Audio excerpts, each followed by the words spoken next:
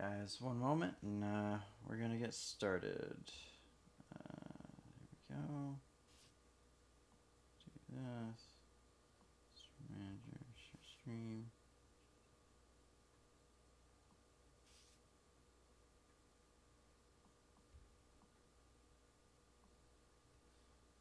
News feed.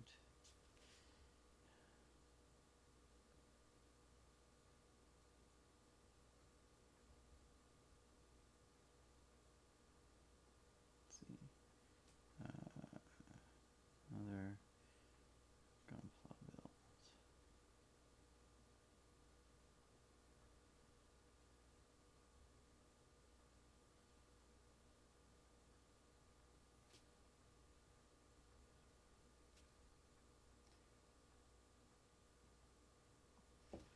Okay. So, welcome back. I know it's been a while. I had to go on like a work trip, but I'm back. I was going to be doing some more of the oil painting on canvas today, but I can't seem to find any of my paint thinner. It's somewhere in this apartment, and I don't know where. I don't know why it wasn't with the paint like it normally is, but here we are. So instead, what we're going to be doing is this guy.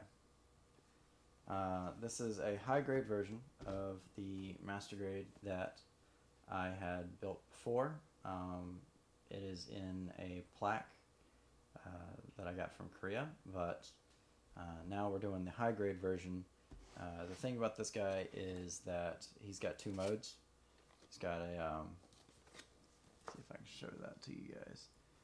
He's got a robot mode, which is what's in the plaque, and then he's got like a, got a airplane mode, jet mode. That's what we're going to be putting him in to have posed along with everybody else. I only have so many Gunpla left. One of them is technically not Gunpla, it's Digimon, and I also need to get the War Greymon of that edition,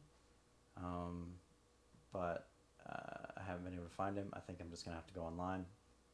And then I'm trying to get another version of the tall geese that I had built on stream before, so that I can kit bash the Wing Zero custom angel wings onto it, because I think it looks better on the tall geese than I do the Wing Zero.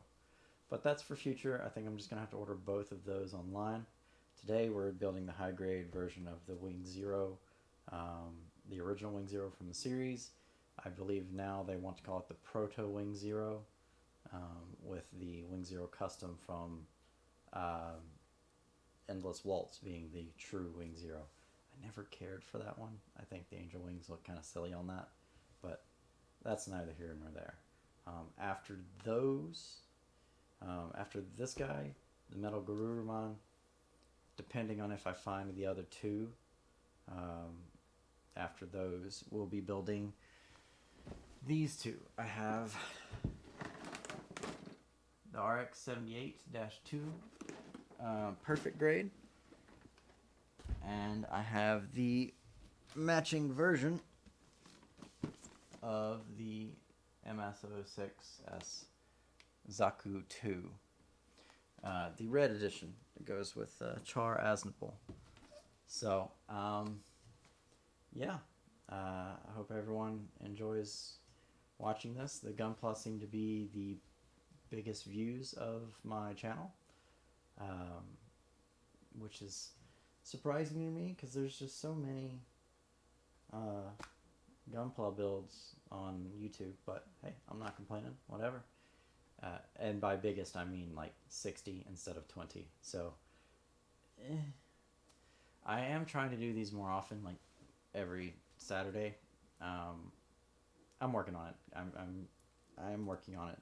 The reason I didn't do it last week is because I was busy. The reason I'm starting late today is because I just could not find those paint thinners. But I'll have them by next week, so we can do that. You know what? The on second thought, the oil painting is going to be the week after next, because next week I do have D&D game, and that's just a lot of cleanup afterwards. So next week I'm probably going to be painting minis, because it's a lot quicker and easier to clean up than it is oil paintings on canvas. So next week, minis. The week after that, oil paintings, and we'll just do every other week is oil paintings. And then on the weeks, it'll either be minis or Gunpla, depending on what I need at the time to complete. But yeah, so I hope you all enjoy this, and let's go.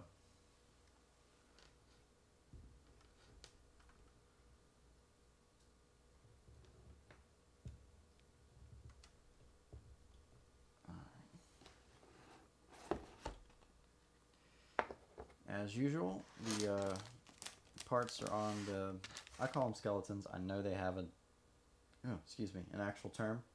I just call them skeletons because I can never remember the actual term. But there we go, instruction booklet. Fantastic.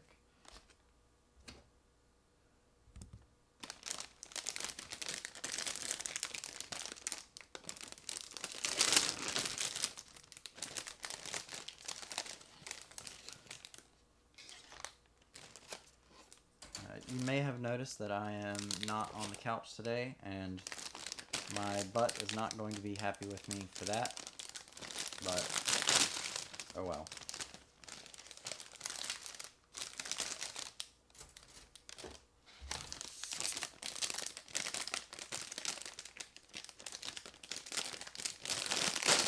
There we go. Alright, so the way I like to do it is I like to organize these by letter. So let's see, we got a C, we got a D, we got the swords, those are going to be last. We got an E1, an A1, a B, although why, if there's only one A and one E, they have a 1 on there, and not one on B, C, or D, I don't know. We have the little connector bits for the joints. We have stickers to go on whenever they call for it. This is going to be his little jewel right in the center. So I'll set that to the side over there. Oh, we do have an A2, so that's the reason A1's there. But why there's an E1 but not an E2, I don't know. So, once again, the grades go from low to high. There's like the little gotcha machine ones, and then you have the SDs, although some of those can get pretty complicated. High grades, a lot of times fighter grades are a lot of times are actually less going on inside than the SDs, but they're about the same, just different style, I guess. High grades, master grades, and real grades, and then perfect grades. I've never built a perfect grade before. First time will be on stream, so we'll see. You will notice that I built a little bit of it. Like, I built part of the head for the RX-78, but I had gotten it for Christmas and I wanted to build it, and then I needed to pack everything up because my ex was like moving back to North Carolina, and then I went to she wasn't my ex at the time, but anyways, she was moving back to North Carolina, and then I was going to be moving to Korea, and then everything got packed up. It's been in storage for a long, long time, so I did not get to finish building. So what we're going to do is, I tend to go out of order on these things, because what happens is they tell you to build like the body, and then they'll tell you to build the arms, and then they'll tell you to build the legs. Or, let's see, where's the head at? Head's pre-built. So where did that get built? Oh, there it is. So body, head, arms, legs. I like to have them standing up because I don't have any kind of quote-unquote maintenance platforms to like suspend it. So we're going to go out of order and just build the legs first today. And then we'll build the hips. And then we'll build the body. Then we'll build the arms. And then we'll build the head as the last bit. Now, in the original Gundam series, Char actually got a mobile suit towards the end of the first series that did not have the legs yet. And the guy said that he brought it up, and the maintenance engineer guy was like, legs are not necessary, especially in space, where all you're going to be doing is flying around. Which, I guess, yeah, you're right, but still. So, we're going to build the legs first. Here we go. Alright, so starting at step 19. So we need an A2 16 and an A1 16. Okay, they're having us build both at the same time. Alright.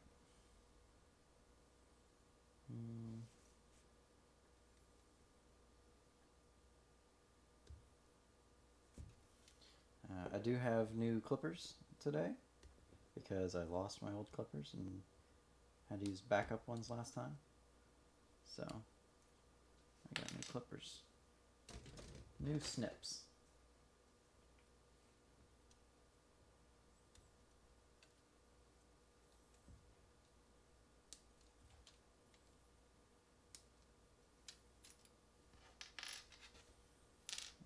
I always put like the ones, like A1, B1, C1, blah blah blah, for his right side, and 2's on the left. Or if it's top and bottom, it's A's on top, or 1's on top, 2's on bottom, front and back, A's in front, or 1's in front, 2's in the back. But that's just how I do it. That is not necessary. They are identical when it tells you to put the same pieces together. So like if it says A116 and A216, then you can just put them and it doesn't matter. It only matters when it shows it on the paper. It's just that's how I like to do it. So like this is C3. It's not going to matter because they're both C3. However, here's the C. There we go. There's the C. So that's going to be right leg. The one that I just took out is going to be left leg. I don't know why. That's just how I really feel like I need to do that.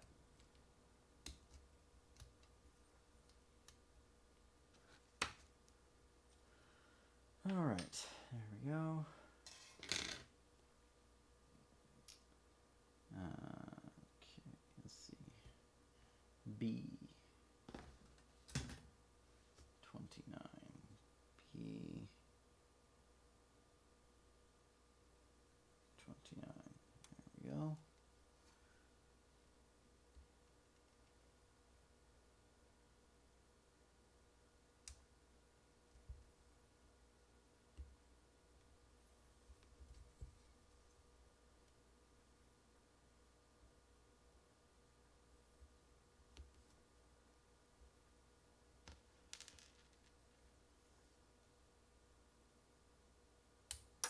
Oof.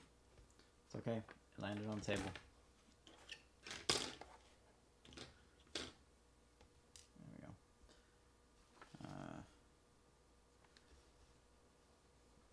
We're going to move this up a little bit so you can get more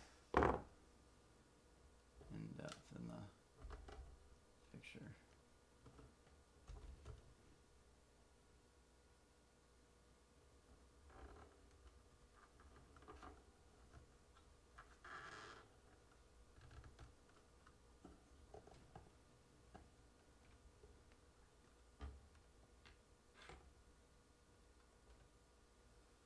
There we go. Alright, and PC7. There we go.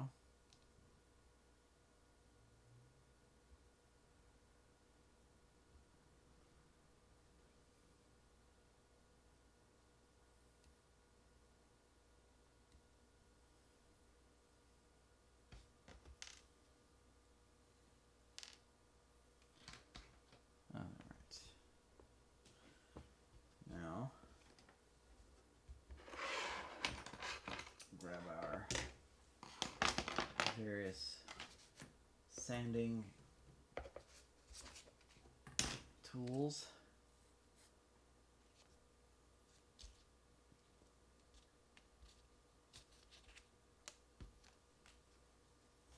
Oh, you know what? I have this thing. I should use it.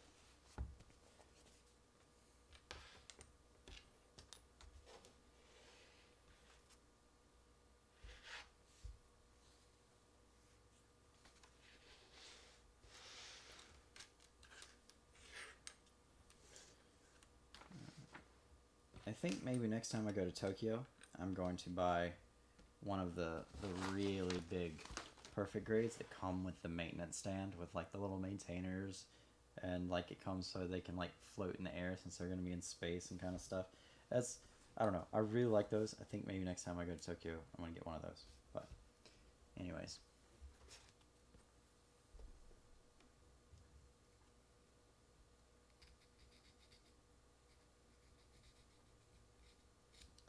So normally, I used to not care about the high grades, like sanding it down more than what it needed to be in order to fit together.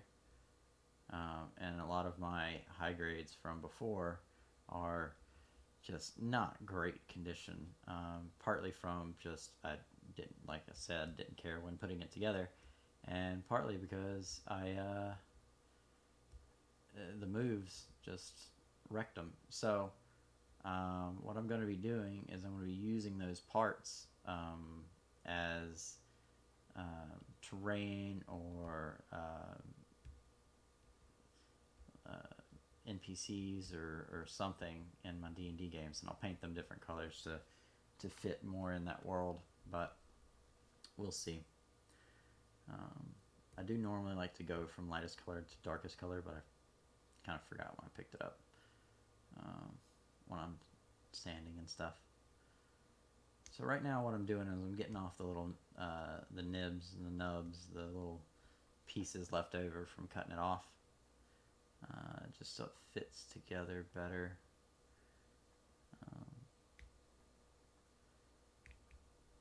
I really wish I could have found my paint thinner. If I was working with acrylic paint, it wouldn't have mattered. I could just use water; it'd have been fine. But oil paint, that would not have worked. I hope everybody's doing well today. I hope you're having a good day. Hope sun's shining, or not. You know, maybe a good day means it's rainy and you get to spend time inside reading or watching movies or cuddling or whatever. And if it were sunny, you'd have to be outside doing chores. So, you know, hope you're having whatever kind of day you need to have in order to have a good time. Cuddling on rainy days is the best. And I do miss those days. These days, I just kind of curl up by myself and get under a bunch of blankets and put on a movie or bring up my Switch or open a book. I got so many books. I'm trying to make it through those, so you know.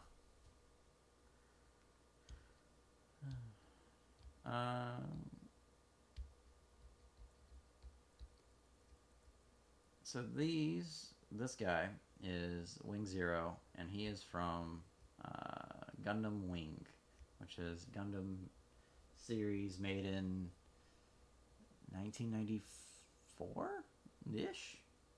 Somewhere around in there. Follows 5 pilots. The main one is Hiro Yui, who originally pilots the Wing Gundam 01. Later, he does fight in Heavy Arms, which is 04. Originally Troll Bartons, but he fought in it for like a couple of times. Then Choa took his back, and then he let him borrow it. It's not like Hiro stole it, and he let him use it. Let's see, and then he took the Wing Zero, or no, he piloted one of the non-Gundam suits for the bad guys because they were kind of being held captive and used for test subjects. But then he took the Wing Zero away from Katra. Spoilers, by the way. Many spoilers. Because, I mean, if you haven't seen this series, and it's been out for so long, and I don't really have anything else to talk about until we get someone chatty in the cat chat. Ooh, excuse me. To give me other things to talk about. And it's kind of on topic for Gundam to be talking about Gundam when I'm building them. So, he takes the Wing Zero away from Katra. He pilots that till the end of the series. And then in the movie, for no explanation, the Gundams now look different, and they're called Customs. I think it was just to sell more toys.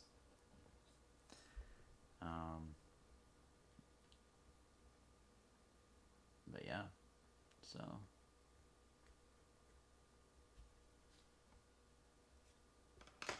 Alright. Take this piece and put this piece with the round part down. No, you little punk.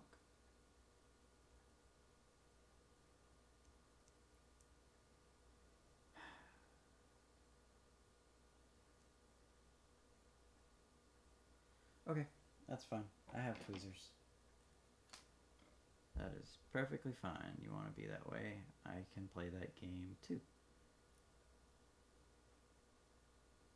And I have been doing this longer.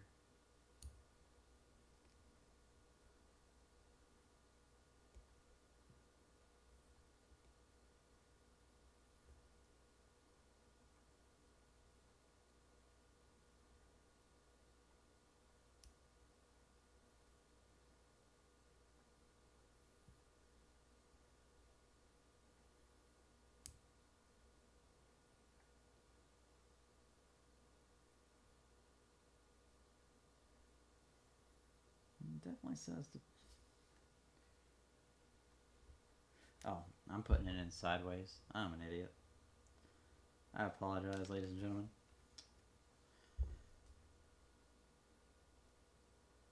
That's why it wouldn't fit. It wasn't meant to fit that way. Alright, there we go.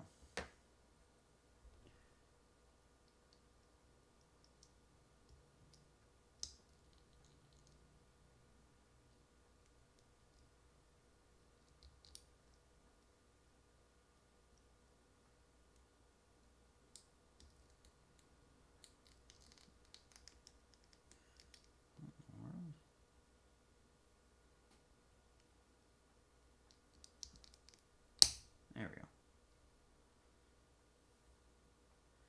And this right here.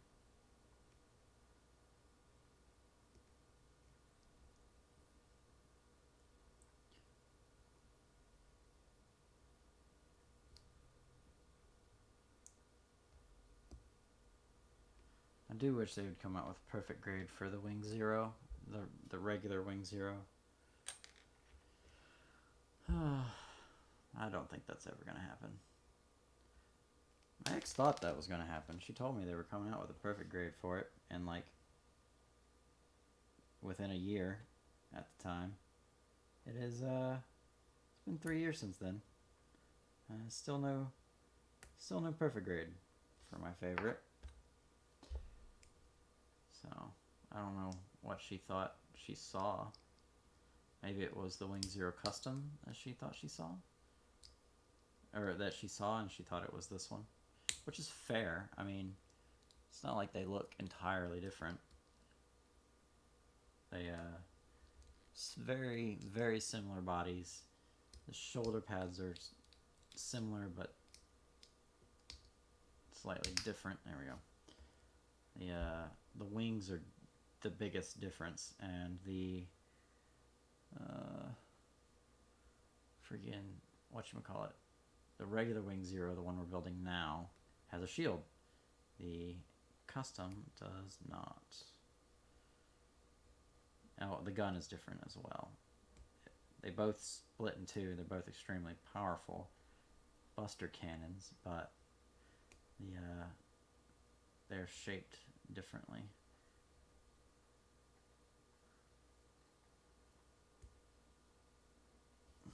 I'm gonna have to shave that down. It's not one to fit.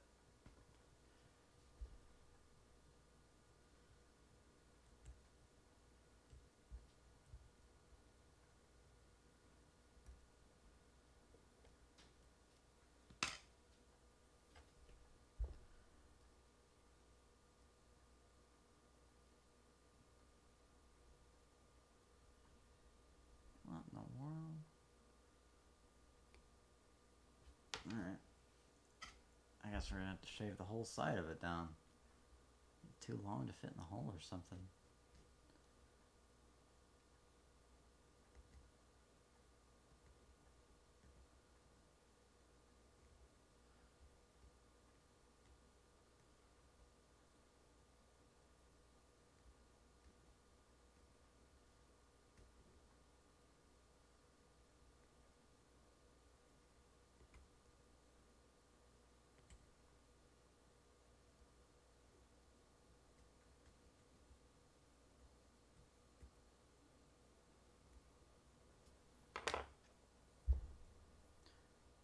Let's try it now. There we go. Bam, look at that. Alright. Next up, B.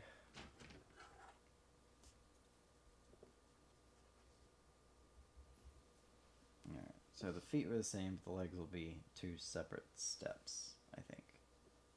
Or no, the thighs are separate steps. The calves and knees will be the same. Fair enough. Alright, so we need B 14 and 16. There we go.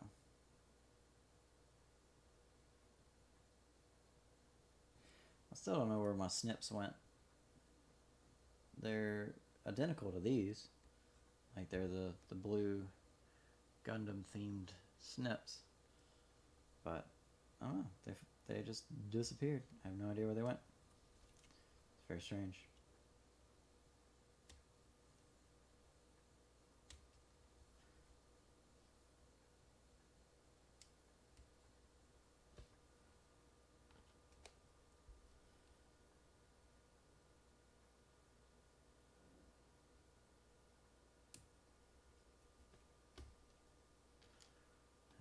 B40.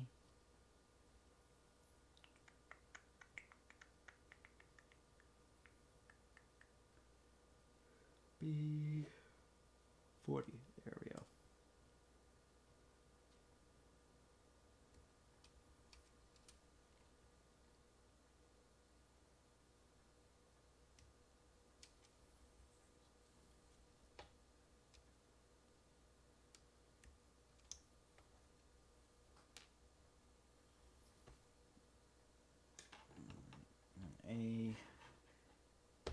A114.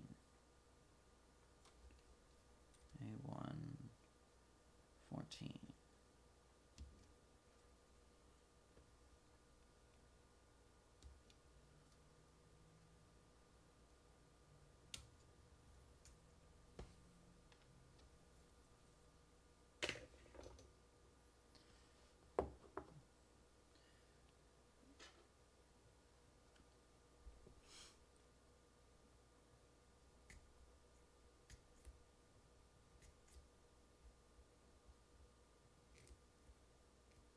For the tall geese, whenever we get the second version, or I guess the second one, same version, and then Kit Bash, we're also going to be doing some paint jobs on it.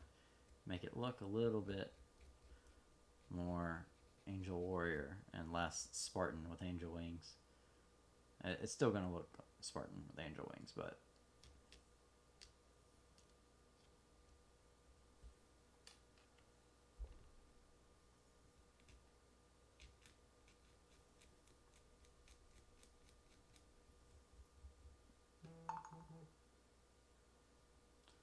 Sorry about that. Just received a message online. The app, not like online.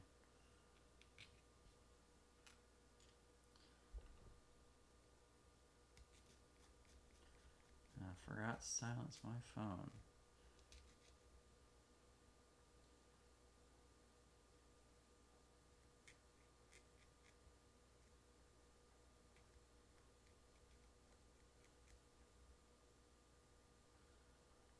Line's got this really neat feature where if you set up like a group chat, and that group can be as low as 2 people. It might actually be able to be just 1 person, but that would be pretty cool. I should look into that. Setting up a group chat for 1 person. Hold on a second.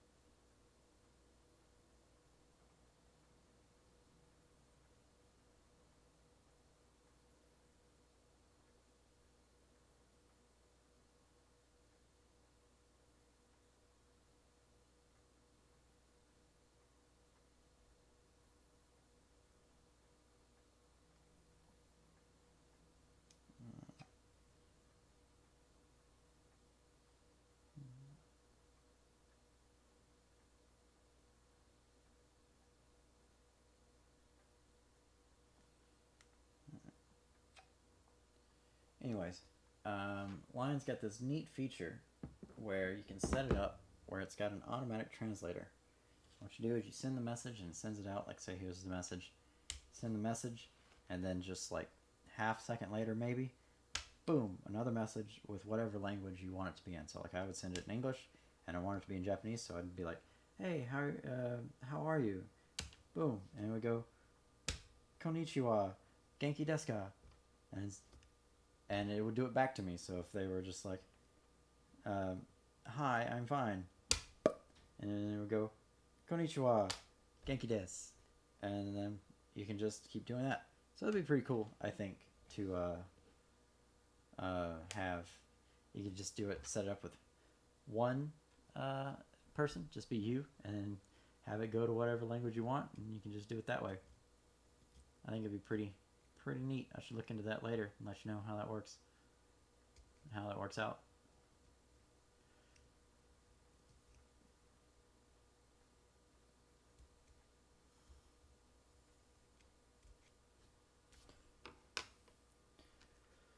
All right, so looks like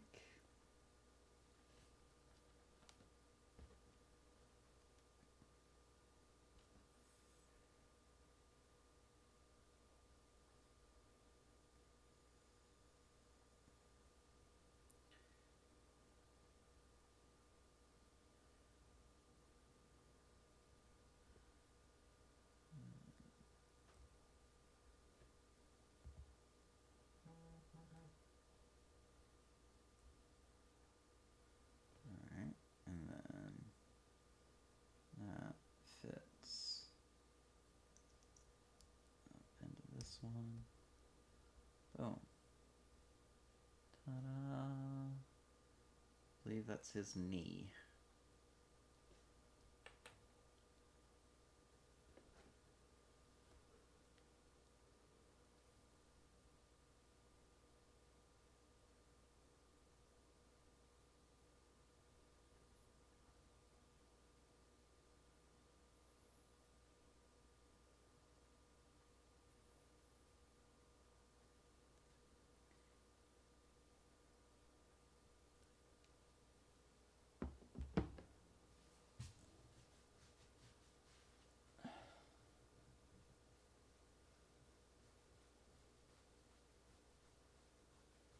pretty bad sunburn when I went on my work trip, and it still itches.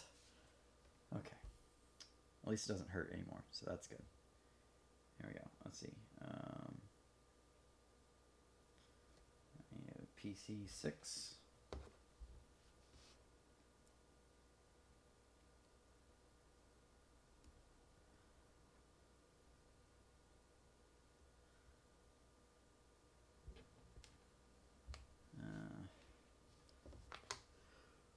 B23.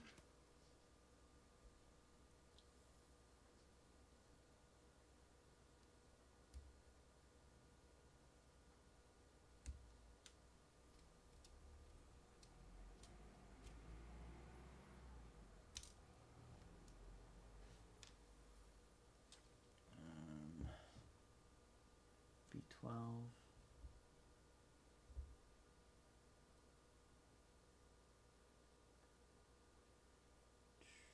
No, there it is.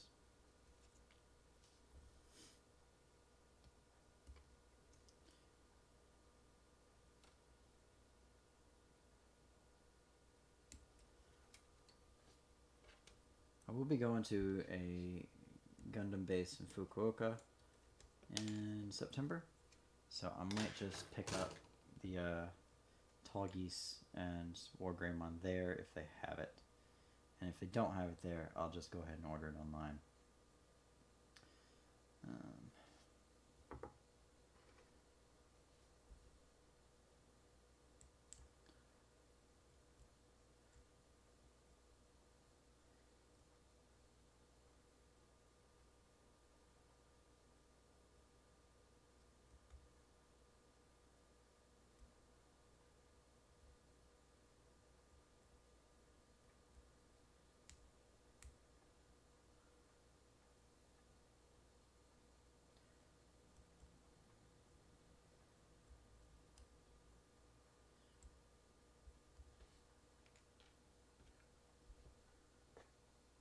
Probably should have left the AC on. It's getting a little warm in here.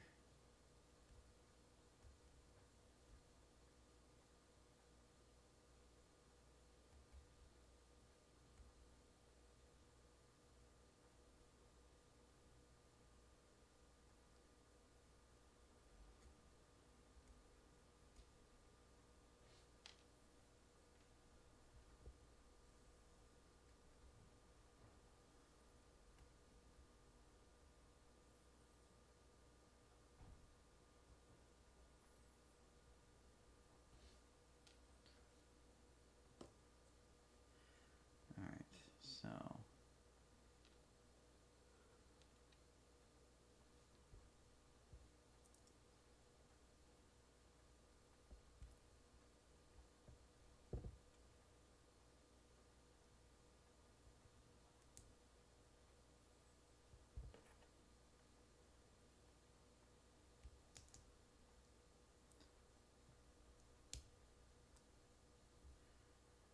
ta-da! Got his knee.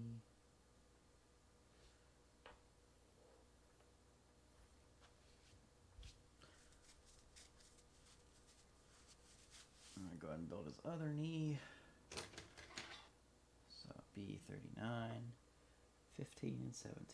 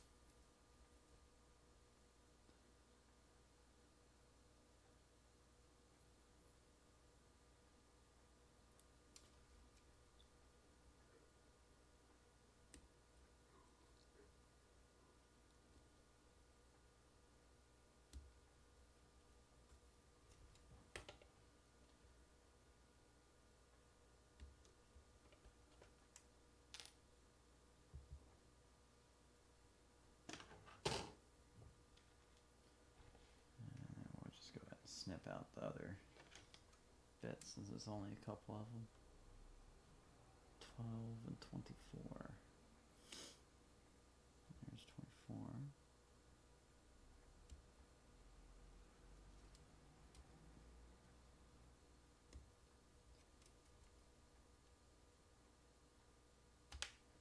Oof.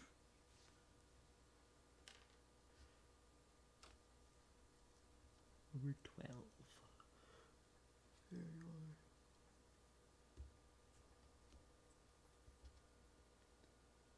I slept like 10 hours, but I'm still tired.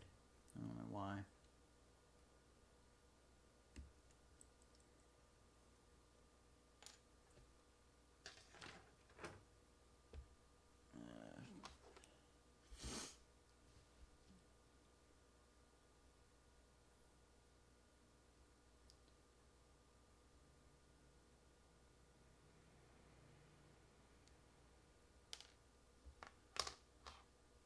Starting to get my friend of mine into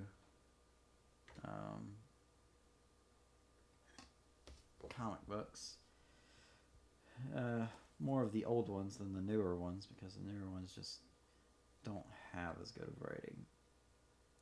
Don't get me wrong, there's some crap writing in some of the old ones too. It's just the old ones tried to make a good story, and then if they didn't, it's because they failed in doing that. The new ones just kind of seem to want to shock value or get people angry for no reason and just whatever, and then the story suffers because they don't put any effort into it.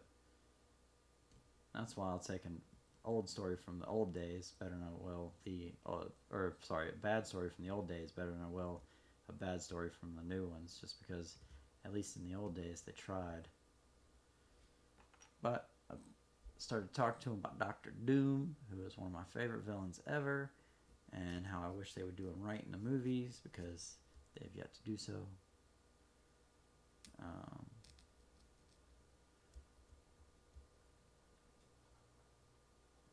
And then talk to him about Superman and why I like him and why he's my favorite and how he's not actually boring. It's just the people who think he's boring who only think of him as his power sets and not as his person, which is unfortunate because he's such not so much a lovely human being as he's Kryptonian, not human, but such a lovely human being.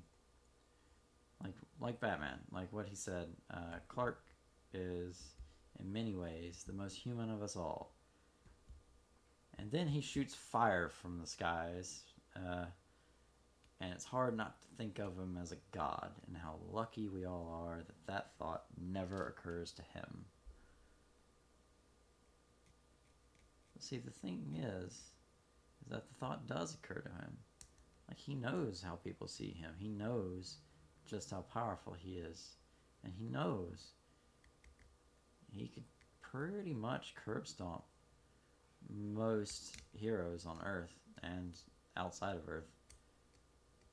And if he really wanted to, if he really wanted to go at it, he could take out most of them before they even blinked. And he could take over, but he doesn't. Because he's a good person. He's a good person who is extremely strong, living in a world made of cardboard. If he lost focus, if he lost control for 1 second, people could die. So he maintains that control, which is one of the reasons I don't particularly... I've only seen one episode, so I'll have to watch more just to make sure I'm getting the right view of it, but that's why I wasn't very impressed with the new My Adventures of Superman, or one of the reasons I wasn't impressed with it, because it's just, he wakes up, breaks his alarm clock. This is not the first time he's broken his alarm clock. Jimmy Olsen, who doesn't look like Jimmy, but whatever, who is his roommate in this, says that that's like the fifth one. Why do they keep breaking? Like, what's going on? He breaks the faucet.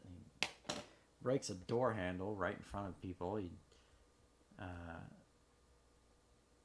He's losing control all the time. Honestly, if he's as strong as he is, he should have killed someone by now, or at least put them in the hospital, but he hasn't, for reasons. It's just bad writing. They changed Jimmy, they changed Perry, they changed Lois. At least Jimmy acts like Jimmy. He doesn't look like Jimmy, but at least he acts like him. And I will say, I do like the fact that they have Clark being a good person again. Smiling and being goofy and adorable, and it's great. I love that. That's great. I don't like his weird lightning effect thing when he unlocks new powers. Instead of developing powers, it's like he has them, but the Kryptonian tech keeps them locked until it feels he needs it. And I don't know. It's different, and I'm wary about it because it's different. I don't care for the lightning effect.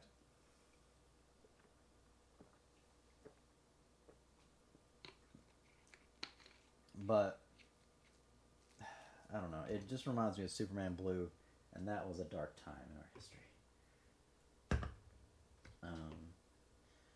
I don't particularly care for the unlocking powers instead of developing them. It just makes him feel more like a robot or experiment rather than like a biological being. So, and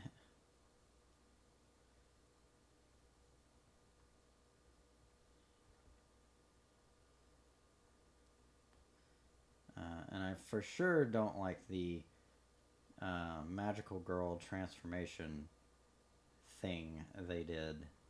Like, come on, there's no reason for this.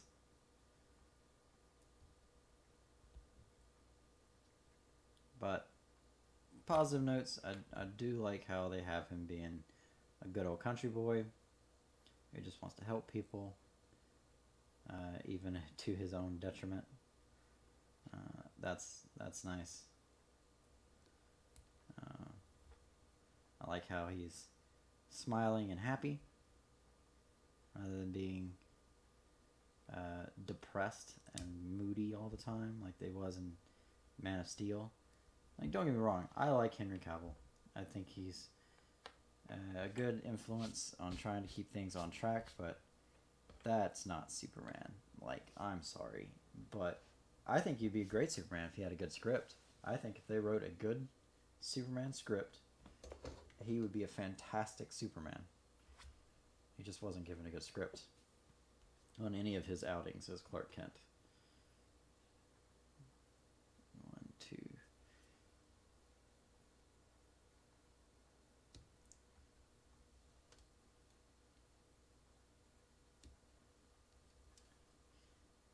Hollywood writers need to take this time that they're not working and think about what they're doing to all of these characters. Like, why they're making them depressed and moody and just edgelord. And, like, yeah, some of them it works better. Bruce Wayne, edgelord, 100%. Clark Kent, not so much. Not really an edgelord. Just because dark and gritty works for Batman does not mean dark and gritty works for Superman.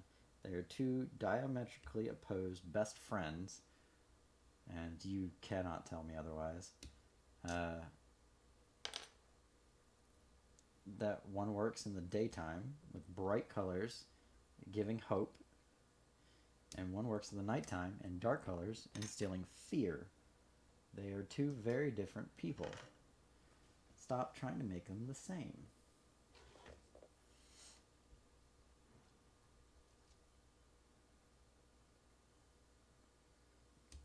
You also need to take this time off that they're not working to take some writing classes because seriously, guys, the writing in Hollywood is atrocious these days.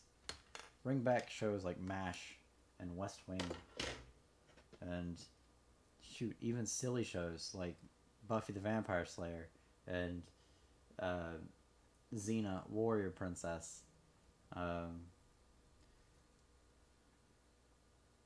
not everything has to be super serious. And on the flip side of that, not everything has to be brain dead either. Like Teen Titans, great series, so good. Teen Titans Go, absolute garbage. They're working with the same characters, but a fundamental misunderstanding of what those characters are and represent. And it's like, what are you doing, guys?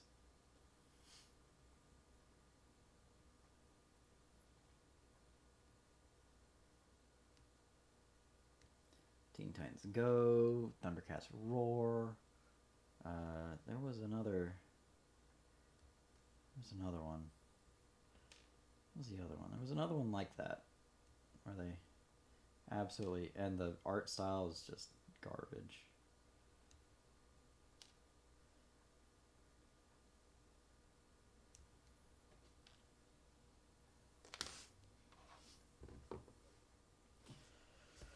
But they're not going to. They're going to keep not writing, and we're gonna get a couple of, what are they called? I just heard the name the other day. It's not scalpers. Those are the people who buy tickets and sell them for more. Beatles, or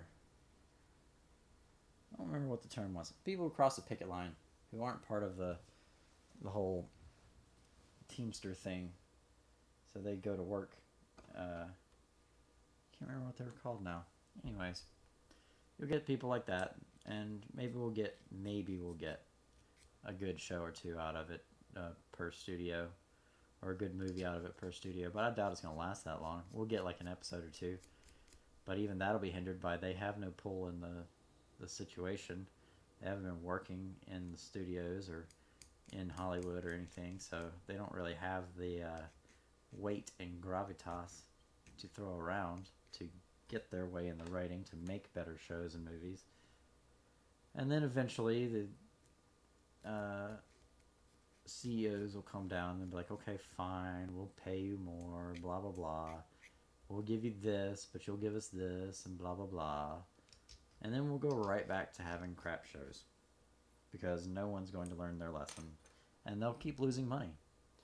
Disney's losing money. Disney is a freaking powerhouse. Or they used to be. I mean, they still are, but they used to be unstoppable. You used to know every time a movie or show came out that Disney was producing. I just looked up to see a different movie. Like, this was a couple weeks ago, but I looked up to see when a certain Disney movie came out. And there were like 6 Disney movies in the list of the past like 4 years, 5 years or whatever I'd never heard of. And there were another like 4 that I vaguely remember hearing about, didn't see. Like, I used to want to see every single time Disney movie that came out. These days, if I even hear about it, it's like, meh. Because their writing has just gone downhill. And I talk about this because writing is also art. It's just not visual. Well, I guess technically it's a visual medium, but it's not really a visual medium. It's not pictures, but like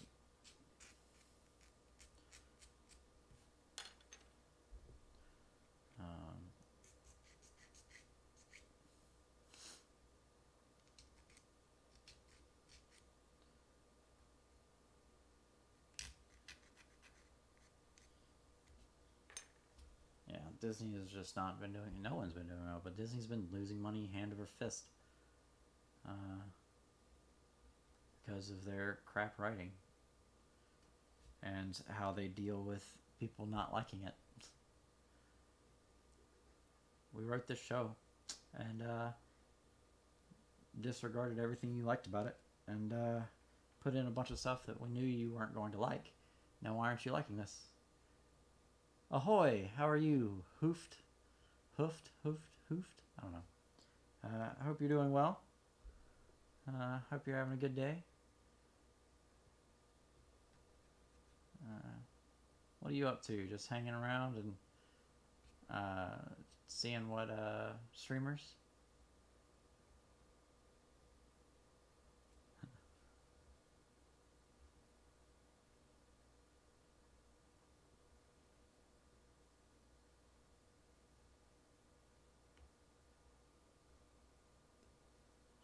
Well, thank you for saying I got it right. Appreciate it. Let's see. What are we doing? We're putting together this. Oops.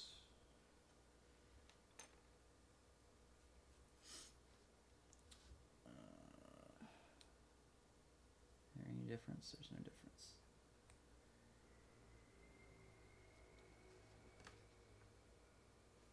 Can't sleep, so I thought I'd see what was going on in the art streams.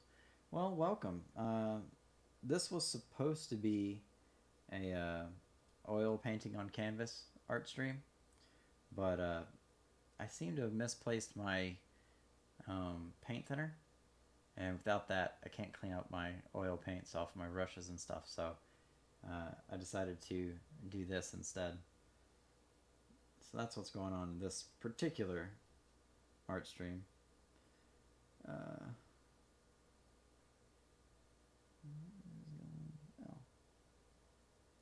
This one. Okay. Next week I'll be doing painting minis for my D&D game. A week after that I'll have found my paint thinner, and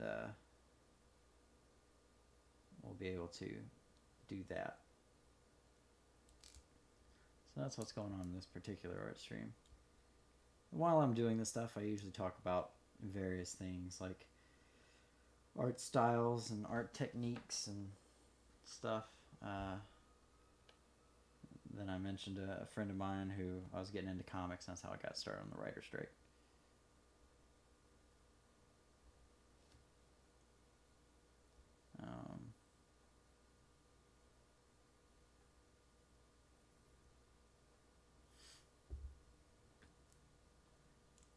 Let's see. Do you ever watch any of the Gundam series, like what I'm building right now? Or you just saw me putting stuff together and wondering what I was doing?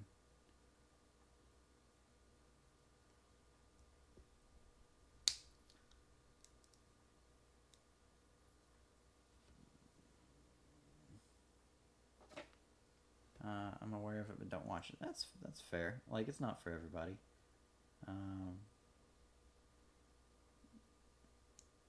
There we go. So Gundam is about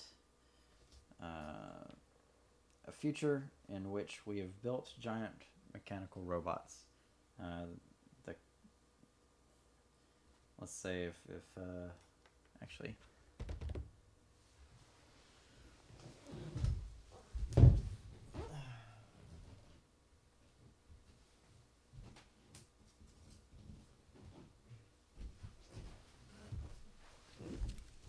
So this is not a Gundam. This is a Digimon. Oops. Oh no, I broke off a thing. I'll have to fix that later. This is a Digimon.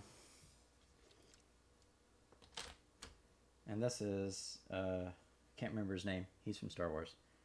So this is like the size difference of these particular people to machines.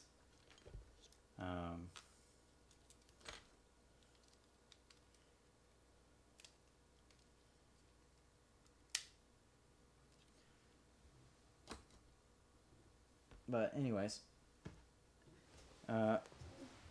Earth has traveled into space and has built space colonies. And then those colonies, after a while, thought, why is Earth making all these rules? They don't go through what we go through. They don't understand what we're doing. So we want to govern ourselves.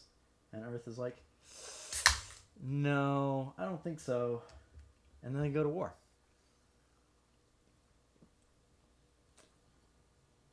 And that's what most Gundam series are about. There are outliers, like the SD series, or the various SD series is the classic Tale of America versus Britain. Well, yeah, I mean, yes, that's certainly a way to look at it.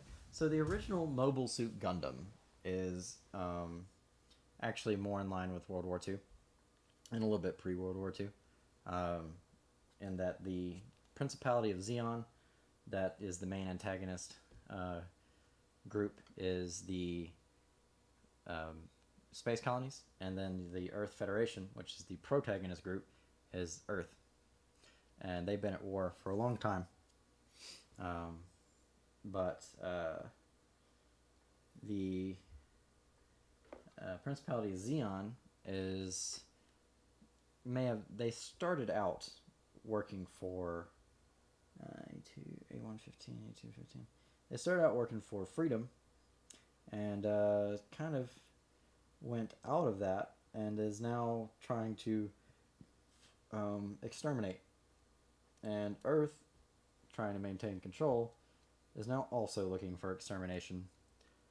The one thing about Gundam that I really like is that very few times are groups bad. Like, yes, you'll have bad individuals, but very few times are groups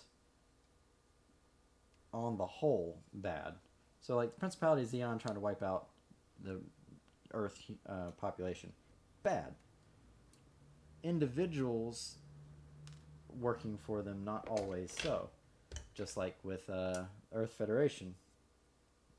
Earth Federation trying to maintain control and maybe wipe out the people loyal to Zeon, bad.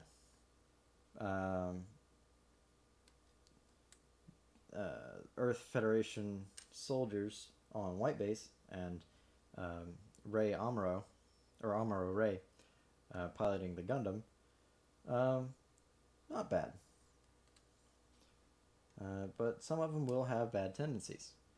Amuro has got a kind of a hot streak in him and will quit on certain occasions. Not great. Sounds like a nuance. Can an audience handle it? Yes, they can.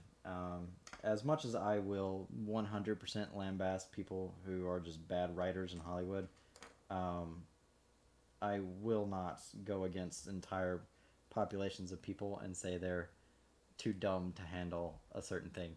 Maybe certain individuals are too brick-headed to be able to understand, but an entire population of people or entire generation of people, absolutely not.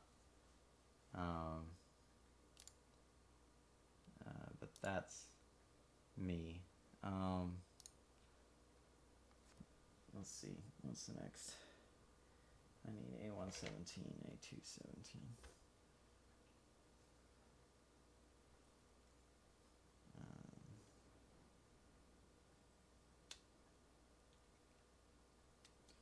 But yeah, and the imagery for the Principality of Zeon and their uniforms and insignias, and maybe how they treat people and stuff are pretty spot on for World War II villains. Like, it's not quite as subtle as some people would like to make it out to be. But yeah, the Zeons are definitely the Axis powers, specifically Japan from World War II.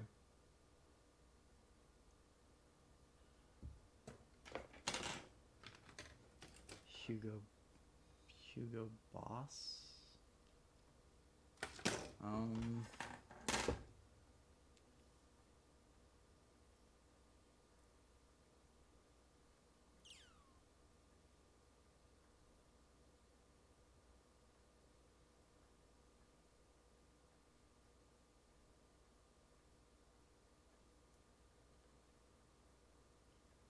not entirely certain what that's referencing.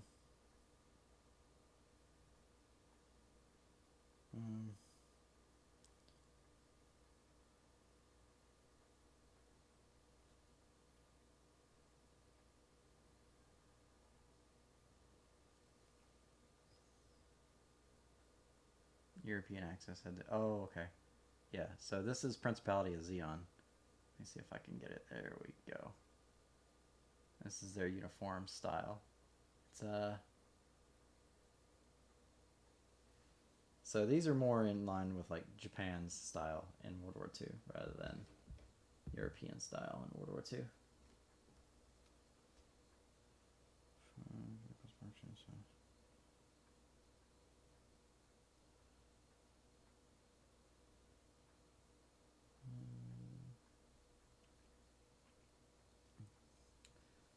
Yeah, it's very, very Japan. And they took the influence from the British Navy. I'm quite sure they did after um, European and American powers forced themselves into Japan back pre World War II days. And then they were modeling their imperialism on European imperialism, which is why they, or not why, but one of the reasons they were doing the things they were in Korea and China. So it's definitely um,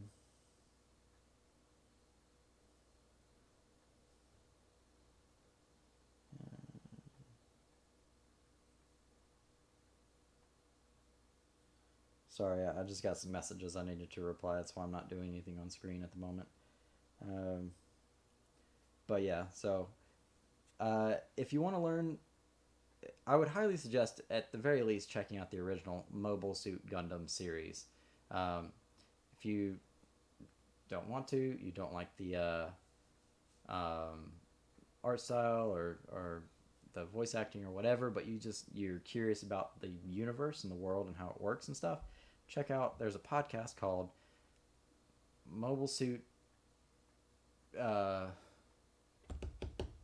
Crap, what's it called? Mobile Suit. Where's my Spotify?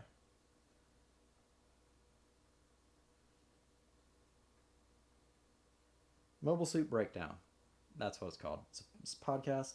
Mobile Suit Breakdown. It's on Spotify. They go episode by episode and talk about the influences in actions and mobile suit design,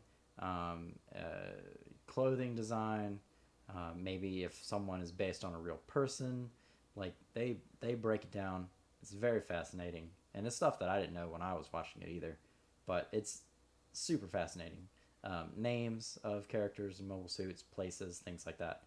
So, um, and even if you want to watch the series and also listen to the show just to find out more background for this stuff, very cool. Love that.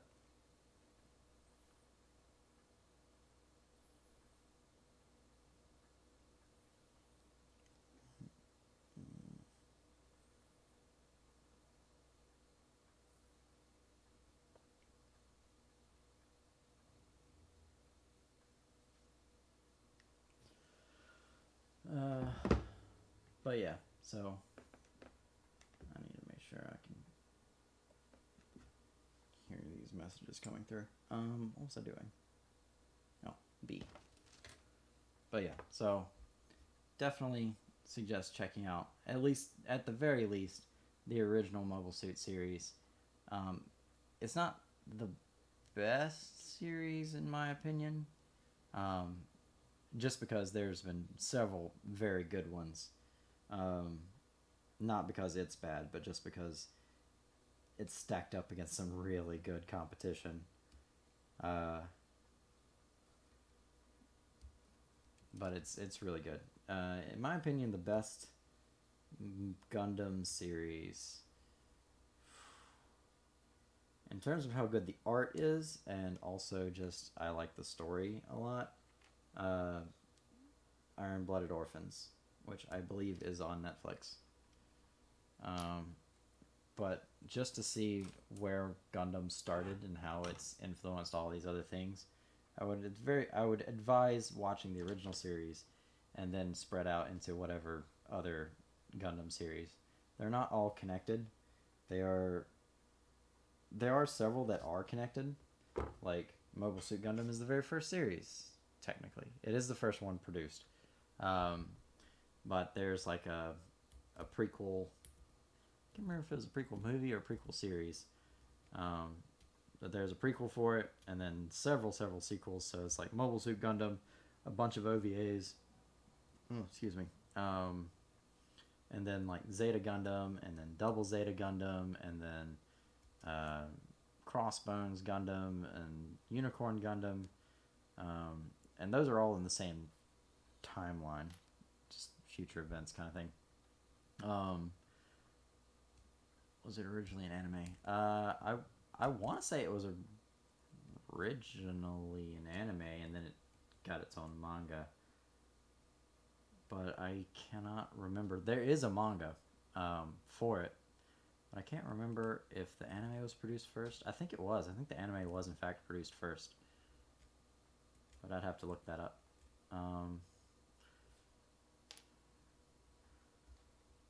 Yeah, so. And some have got manga that don't have an anime production of it. Like one of my friends, the one that I was getting into comics, like he really likes Crossbones Gundam, and that manga hasn't been produced into an anime yet, and he's upset. Upsetty spaghetti.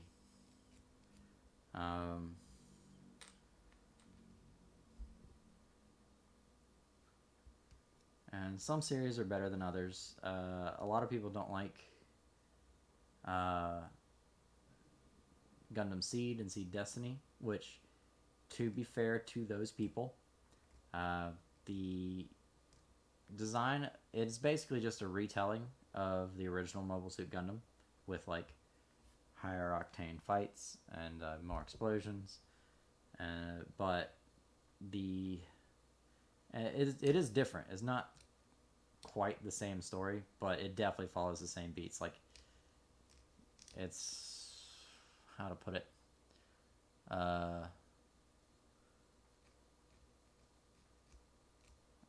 sort of like Star Wars A New Hope being Mobile Suit Gundam, and then Star Wars Force Awakens being the Gundam Seed. Gundam Seed has better writing than Star Wars Force Awakens, but it's basically the same movie once again. And then Zeta Gundam and Seed Destiny are kind of the same series as well. They definitely take from the same beats, just with updated graphics. But one of the issues that people have with Gundam Seed is not necessarily that it's the same show all over again as Mobile Suit Gundam, but because even though the ships and the mobile suits look really nice, the animators needed to take some lessons in human anatomy, because faces don't look like that. It's not great. The art for the people is not great. And they do reuse the same movement animations on certain things a lot. But I like Gundam Seed and Seed Destiny. It's got its flaws, but what doesn't?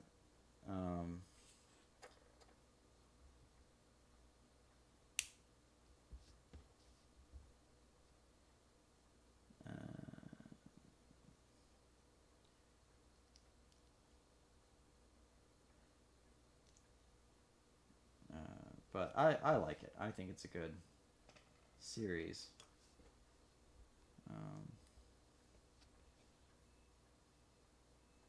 Where is this now?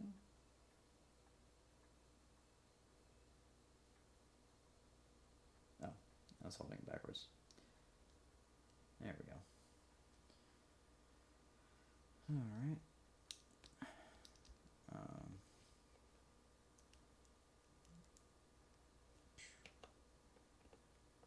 There are some tropes, and instructions for this model look nice. Oh yeah, the instructions are always pretty nice. Like, they give detailed on like, hey, when you put these together, it should look like this from the side. They give you the exact numbers for everything you're putting it together. They give you instructions on like, hey, this one needs to be done first, and then this one. I know it's a little blurry. I can't really help that, but it's like a 1 and a 2. So the instructions for these are really not quite nice. Even though this is just a high grade, like it's middle of the road, like it's on the lower end of how complicated these things can get. They still put tons of effort into this stuff, which is nice.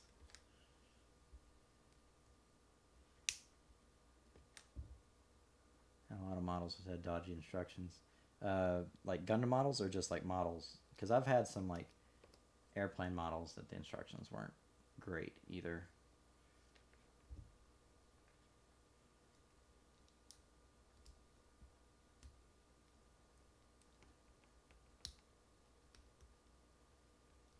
Don't like that. No.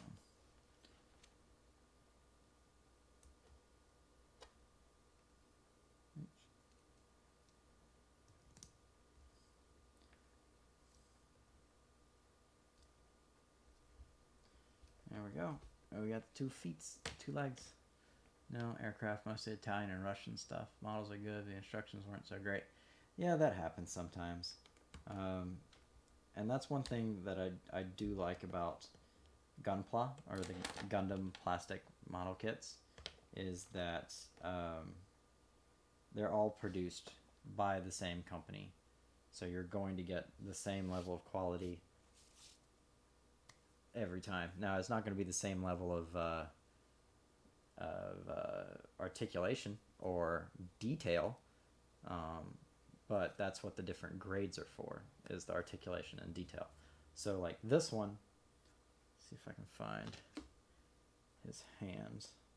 So this one, you'll see right here, maybe if I can get it to focus, there we go, is a fist. I'll flip that around. There's a, it's kind of empty, right? So the back of the hand is right here.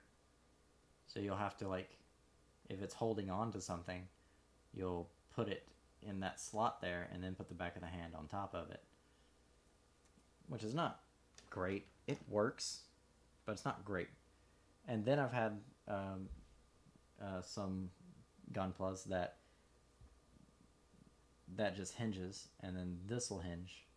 And then I've had I've had like 2 master grades where the individual fingers don't curl. They're just slightly curled already, but they will close individually or open individually. And what's also great about Gunpla is that you don't have to use glue. It's all snap. The only time you ever have to use glue is if you've broken a piece, which I've done. I've accidentally rolled a chair over a couple of pieces, and it sucks, but you just glue them back together, and it all snaps together just like what I've been doing. There's no glue required, which is nice, let me tell you. I don't feel like dealing with all that mess.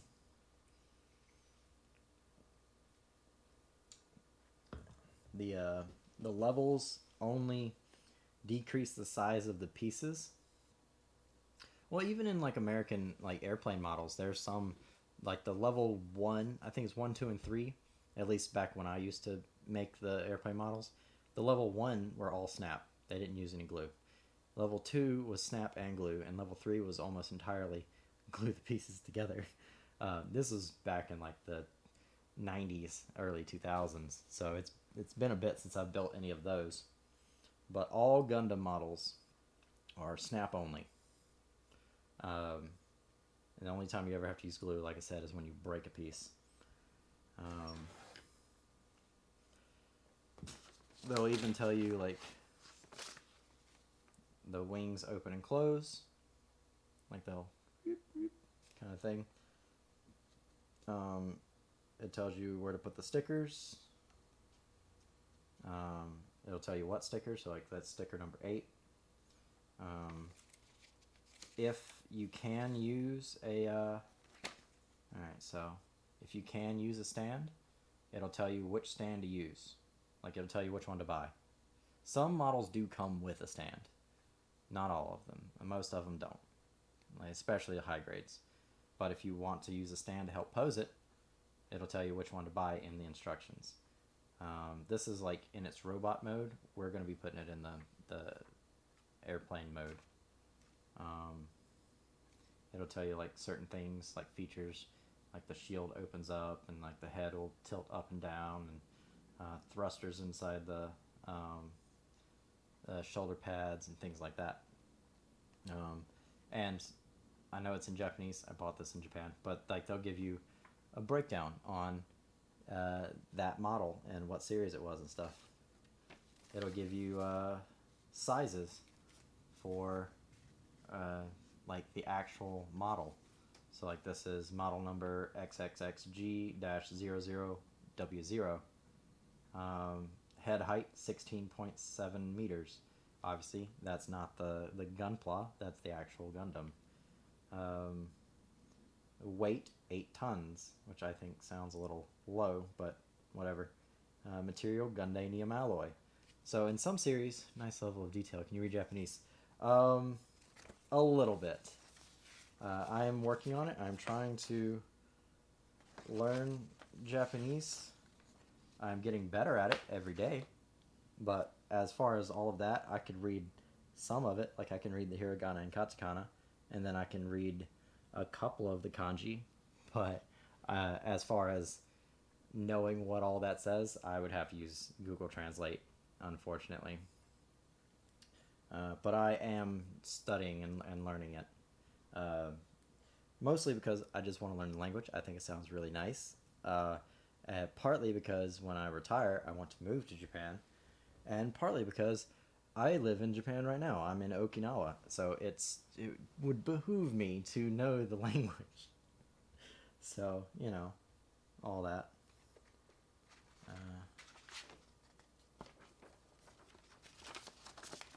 There we go. I need to build the waist. A123. There we go.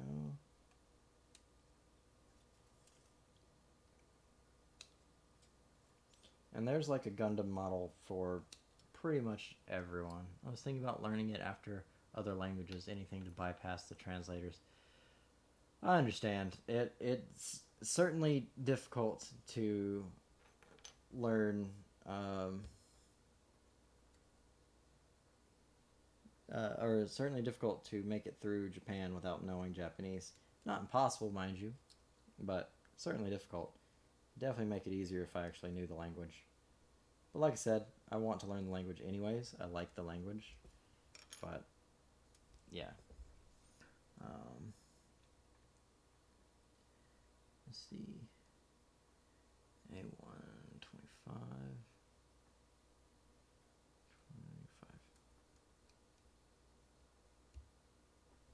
You don't have to answer, but are you in the U.S. military? I will decline to answer that at the moment. But yeah, so 24.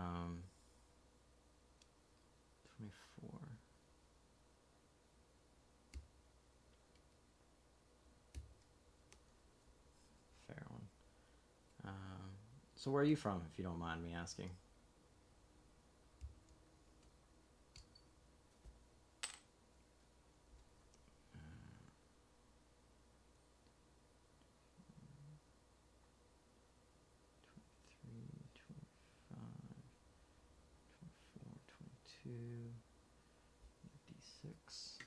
You're in the UK. I've been to the UK. I lived in Lakenheath for a while. Very small. It definitely deserves the oh, that's B, not D. Definitely deserves the title of village. D6.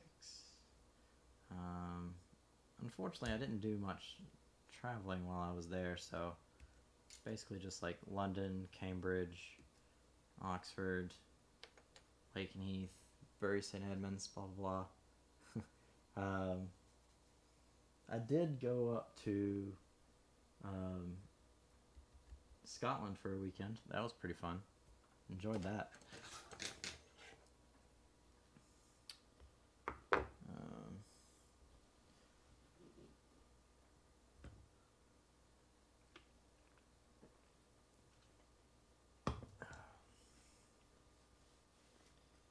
Let's see.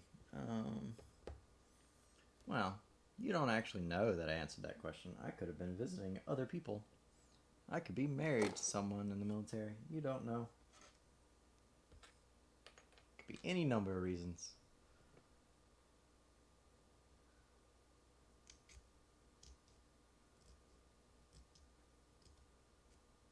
Could be doing a work study. Or maybe I'm smart enough to get into Cambridge. I'm not, but maybe. I did the bunting tour of Cambridge. That was actually pretty fun. I like the fact that the ivy was growing over the walls because they used cheap bricks and they wanted to cover it up. That was pretty interesting.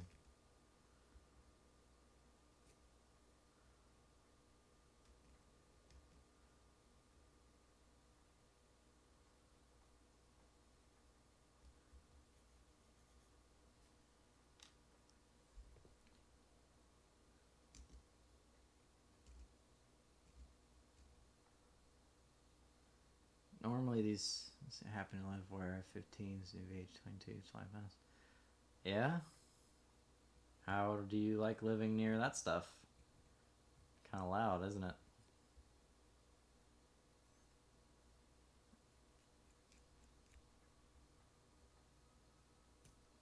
Luckily, I live far enough away from any military installations that I don't have to listen to that all day.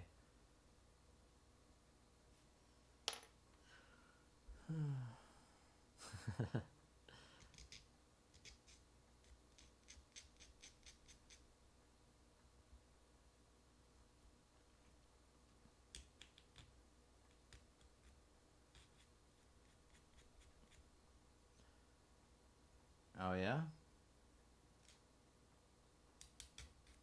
Are British Apaches is like, are they the same as like American Apaches? They're the helicopters.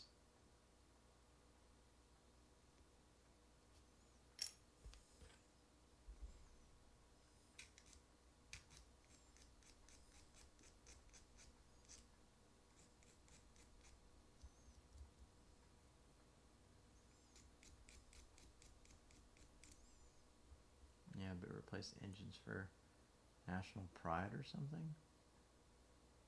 Interesting. I'll have to look that up later. Kind of curious now.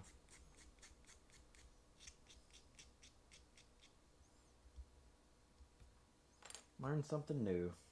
That's why I like having people watching my streams and like commenting and having conversations.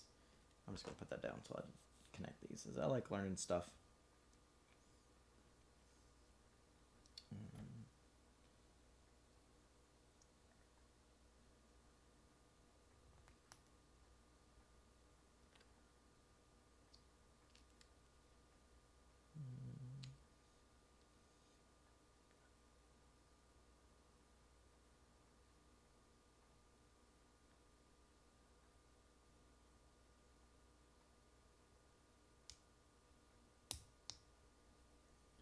I think we throw Rolls Royce probably no. That sounds familiar. I want to say that I've actually heard that before.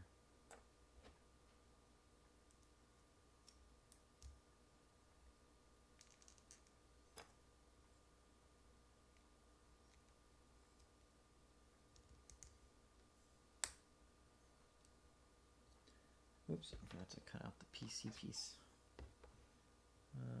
PC4.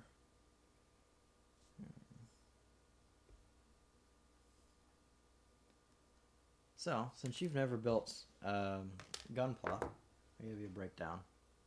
Because I don't know if you've... And for... Once I put this up on YouTube, the people watching it will just get this a second time. Or third, fourth time since I discussed it on other videos. But, quick breakdown is there are different levels of Gunpla that not necessarily increase the difficulty, just how many pieces and how small they are.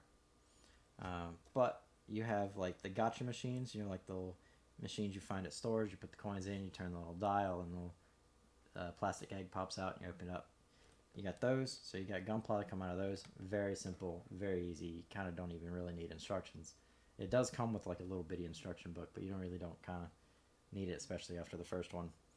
Then you'll have like the high grades and SDs, which the SDs are kind of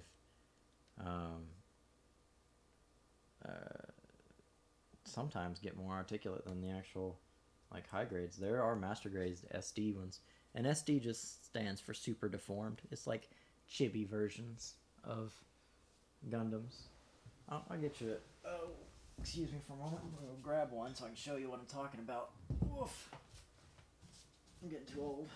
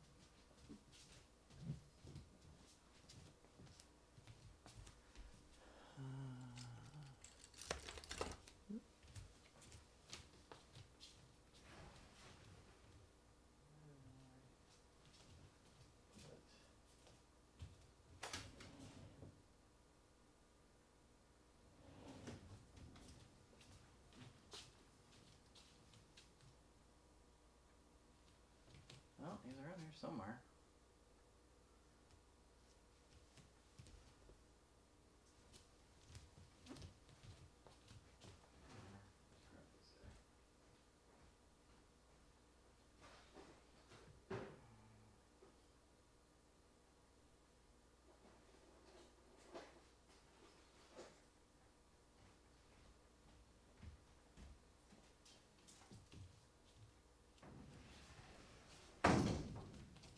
Okay, I'm back. Woof. Okay. Okay, so here we go. Here is the Wing Zero Custom from Gotcha Machine. It's the ones you put in the coin, turn the thing. So I'm building the Wing Zero. Main differences is the Wing Zero Custom's guns are slightly different. There's no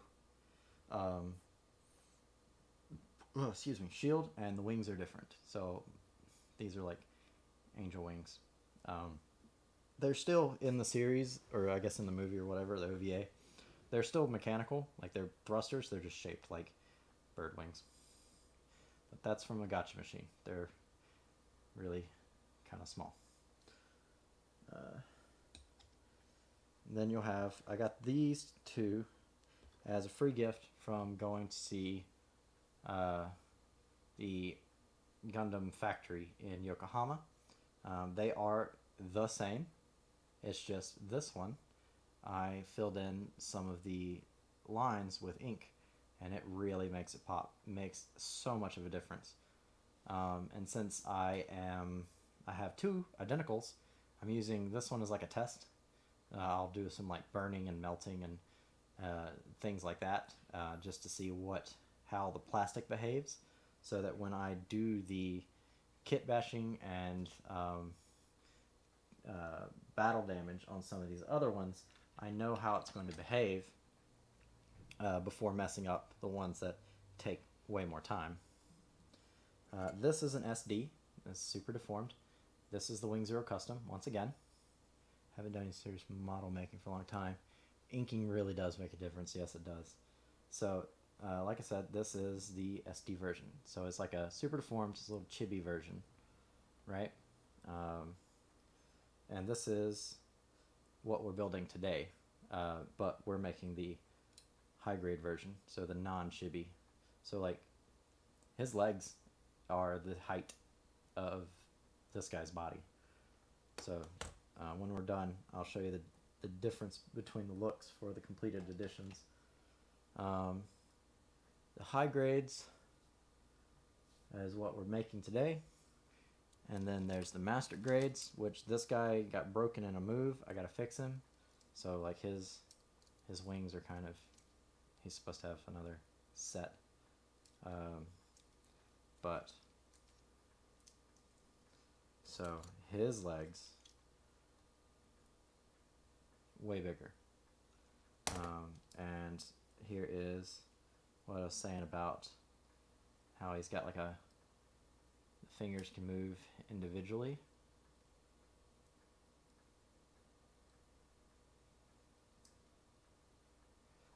So these were from years ago, and I didn't paint them then.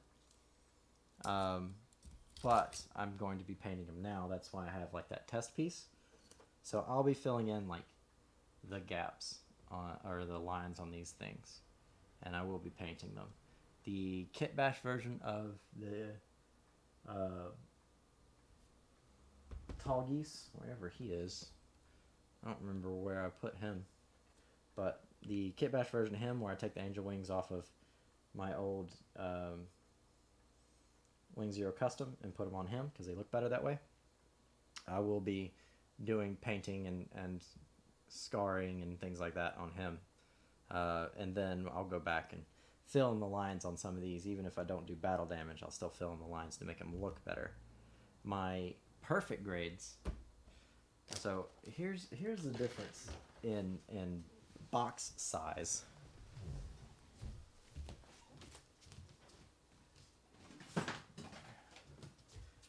So what I'm building today is a high grade. You can tell it's high grade because it says HD right there. That's what it stands for. So this is the box. This is the box for a master grade. You can tell because it says master grade MG right there. Bam. So here is the difference in size for these. Not too much of a difference up top. It comes out a little bit on the side. See if I can angle it just a little bit. However, big difference in terms of how many pieces will come into this. Like, that's a big difference in box size. The perfect grades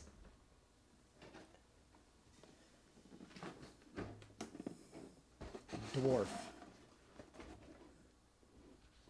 See if I can scoot it back a little bit.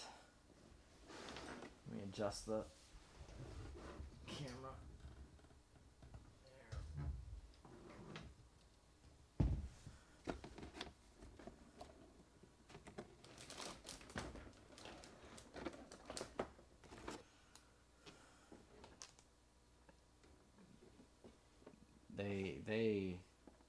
So the top of one is meeting top of the other. So there's a bunch of space here.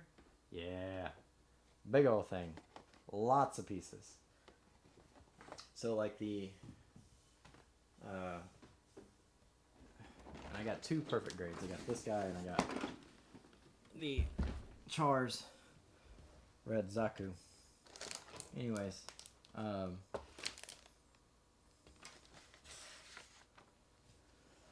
the instructions, like, pretty hefty size of instructions. And this is for a high grade. Perfect grade is going to be like, I think probably around 20-ish pages. The perfect grade, or the master grade is like 20-ish pages. The perfect grade are like two 34-page instruction books. They get really complicated. But once again, it's all snapped together. None of it requires glue unless you are you broke something. There are, I will say, sometimes you need a screwdriver. Usually it will come with a small screwdriver, or you can just buy a small screwdriver. Like there's some of them that come with like a little spring piece, or like it'll light up. But yeah. Oh, you're welcome. I don't mind sharing this stuff. I like talking about Gundams and Gunpla and all my nerdy things. Let me bring the camera back down. And I started this kind of as a way to heal from a previous breakup, and then also because a lot of people I see online, uh,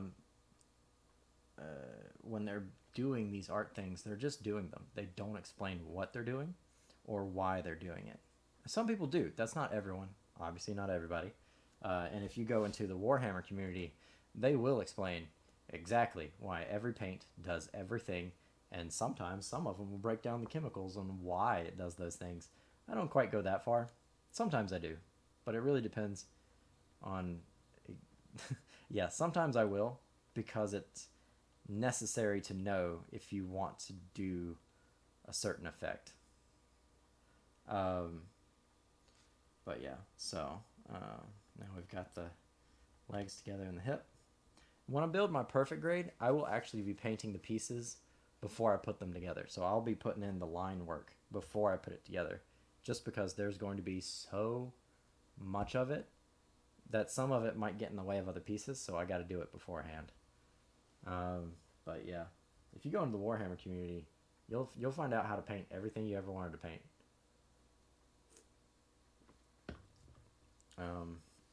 But I wanted to make like an art series based around doing different things.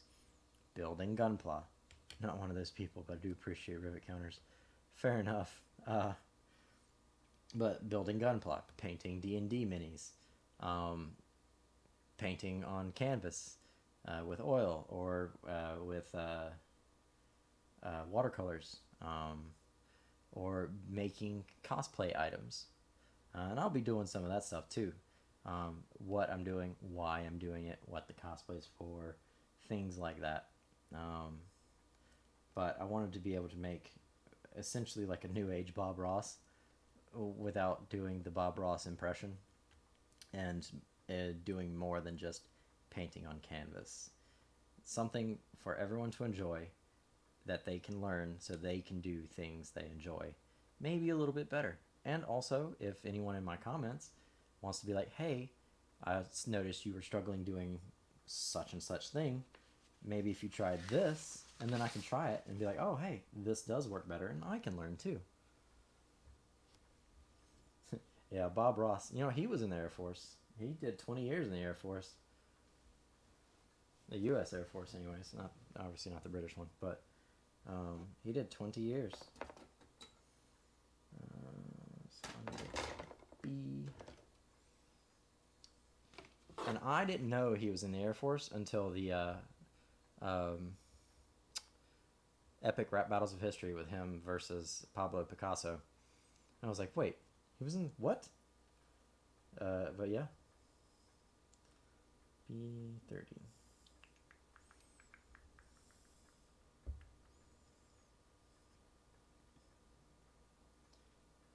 Oh, there it is.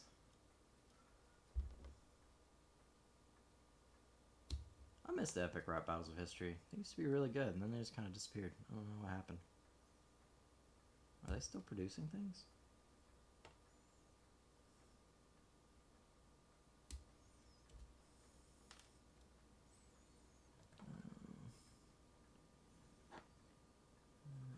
B31.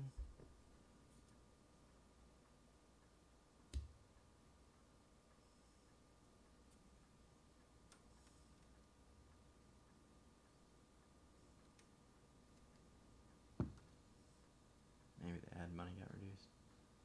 I mean, maybe, but they were pretty popular. They were getting all the views. And that's one thing about this series.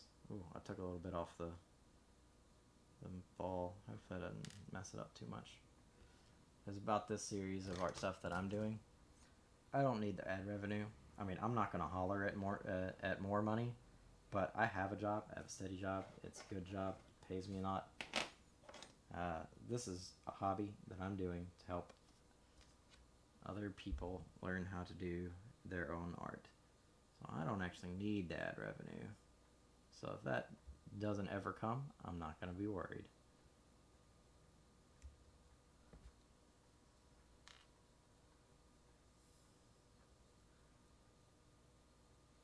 That's not knocking anyone who does need that. Like, if they do this for a job, and they need that ad revenue, and if they're not getting it, they have to go and stop doing this.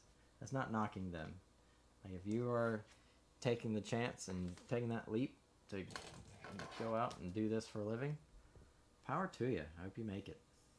But I don't want to be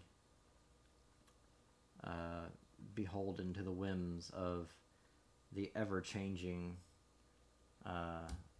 streaming services. So I just stream it on Twitch, and then I upload it to YouTube, and I go about my life. Exactly. People do need to make a living. 100%. Go about my life, and I do the things I want to do.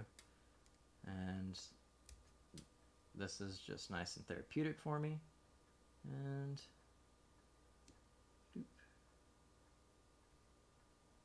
Doop. There we go. Just remember YouTube changed the revenue when Epic Rap Battles dropped off. I mean, that might have been it. That might have been exactly why they dropped off. I just don't know. I didn't look that far into it. I only noticed recently that I haven't seen their videos in a while.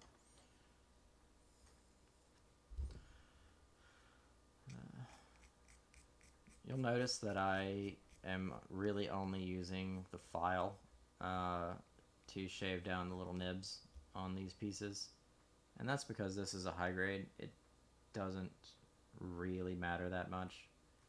The master grades and perfect grades, I'll use a file to take off big chunks of the nibs, but I'll use my various grit sandpaper things on those to really smooth it out.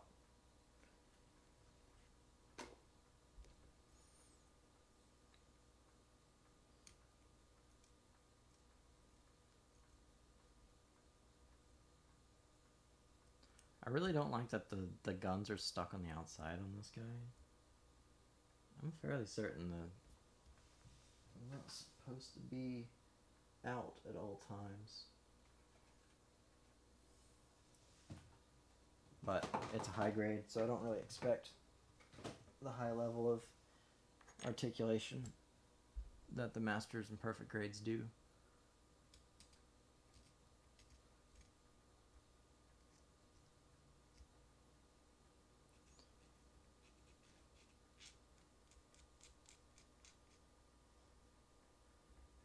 Knife sharp picks up a bunch of stones for all the... Yep. I've never been particularly good at knife sharpening. I can get it so it'll cut things better, but I can't do what my grandpa does and like make it so it'll just like, there goes the piece, that one hair that he's got holding out. He just makes it razor sharp. I was never able to get it quite that good.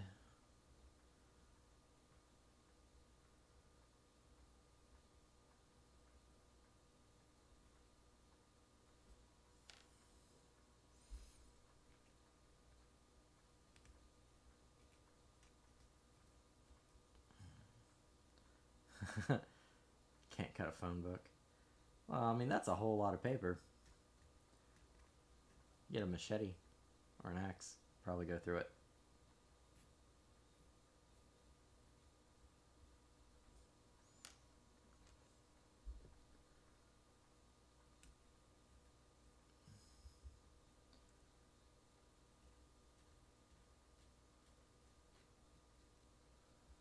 I need to go to my local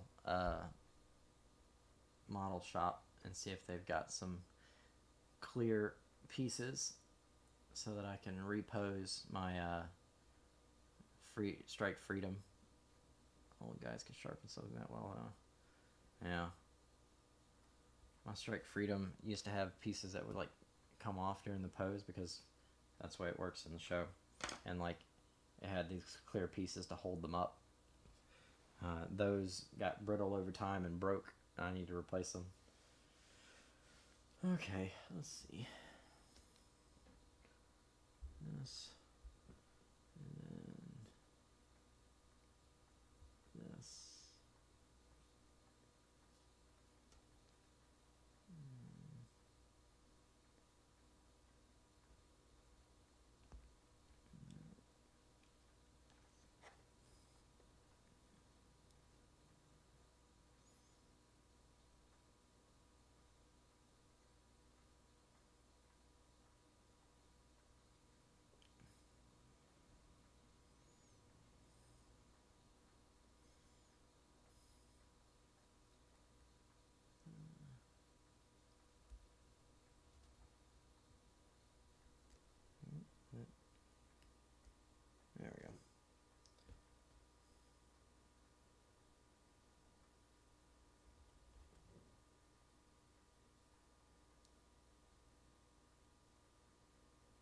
This thing's acting a little crooked. No. That's just the way it looked. Okay.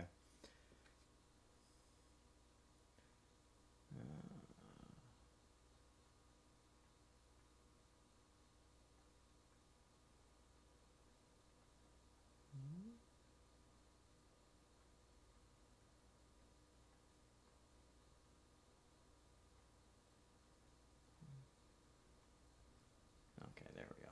Got it. Alright.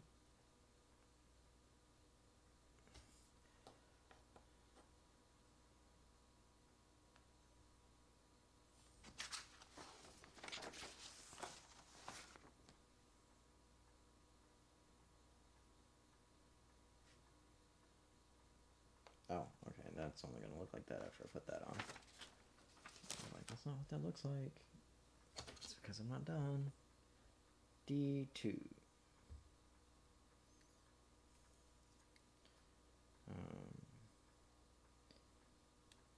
I remember when I first started building models, long time ago. I didn't have fancy things like nice super high grits and some like Bandai Spirits build up nippers with like the Gundam style handles and things.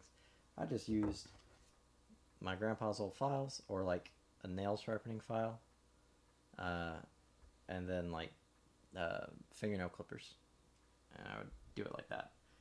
Now I've upgraded and it's just a whole lot easier and it looks a whole lot better.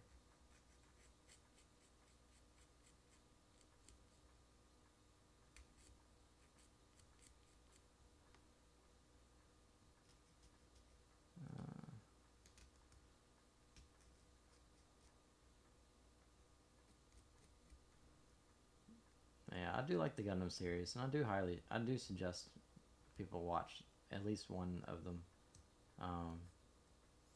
Some Gundam series are more serious than others. There's electronics site. Oh, no, these are actually made for model building. I actually have some that were like $50, and they're called the God Hand, that I bought specifically to use with the perfect grades. Like, I'm not using them on the high grades and the master grades. They're specifically for the perfect grade ones.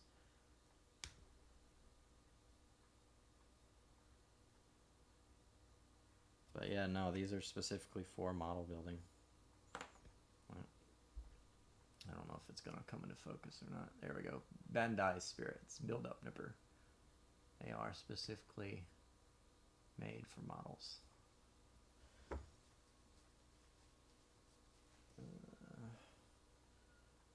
forget where I put my God Hand nippers though. I'd show them on screen, but I gotta find them first. That'll be for next time. Let's see. What was I doing? It's over here. Alright, A23. Oh, no, not A13. A23. Oh, I'll also need A13.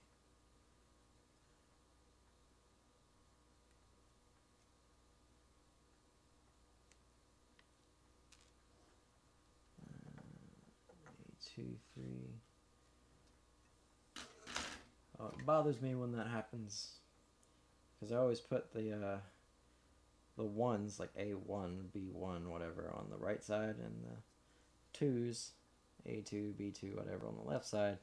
And then sometimes they're like, hey, specifically, do it the other way around. It's like, no, I don't want to.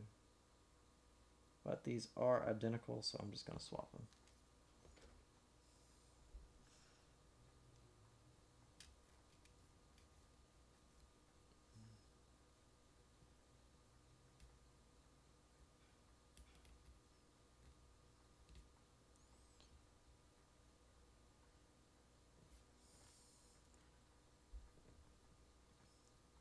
I need to go out and buy one of the quote-unquote maintenance stands that they make, so you can pose your Gunpla as if it were getting maintained, and then just build it up inside the thing so it looks like it's getting built. Okay, so these aren't out all the time. They do get hidden away. That's cool. I like that. Don't know what it's supposed to do if you're firing. Because it's not on a thing. Oh well. PC1.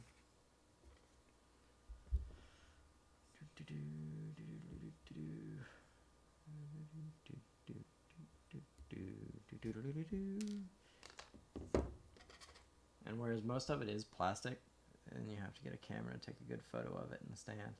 Oh, I have a good camera. I just haven't really gone through and taken pictures of all my various Gunpla. I do upload the stuff, like finished photos, to my art Instagram though, and then the finished videos of these things up on YouTube. But alright, so this is like this, and then like this. There we go.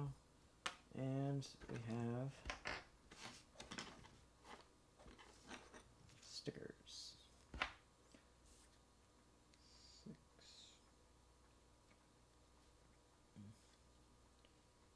So tiny.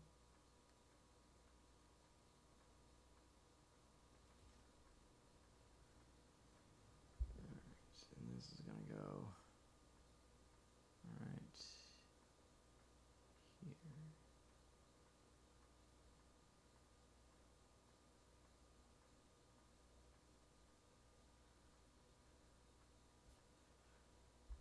I'm putting a green sticker, green sticker on it. Which I bought these tweezers at the model store as well. It's not a Gundam base. Unfortunately, there are no Gundam bases in Okinawa. It's just a model store. They just sell Gundams. They also sell a bunch of other style models.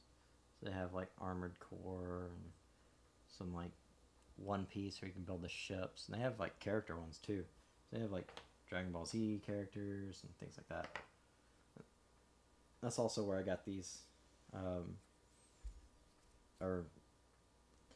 I didn't get. Oh crap! I didn't get this guy from there, but I did get this guy from there. And I've been trying to get the low grade version of the first one, but they are sold out, so I might just have to get that online. C14. Nothing like that over here. Not even in like London. Like London's pretty big. They don't have any Gundam just model stores. Could have sworn.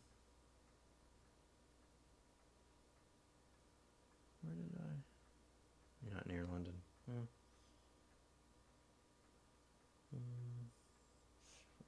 Okay, it is this one.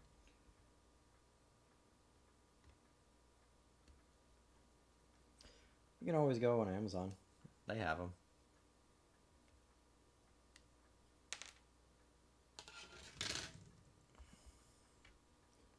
And PC4.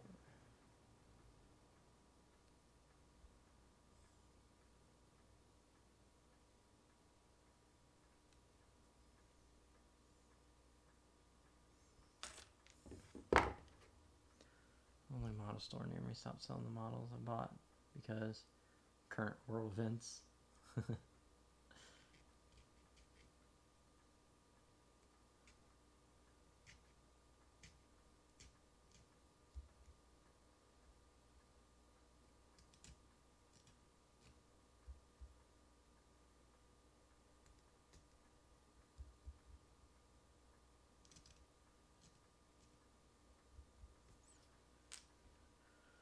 Alright, so you on here, and then you're gonna go like this, you're gonna go here, bam, and then I gotta get that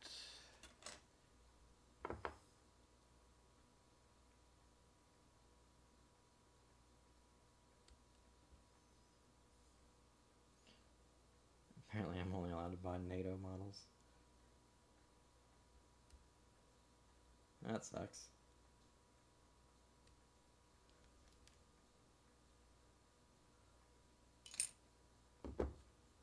And then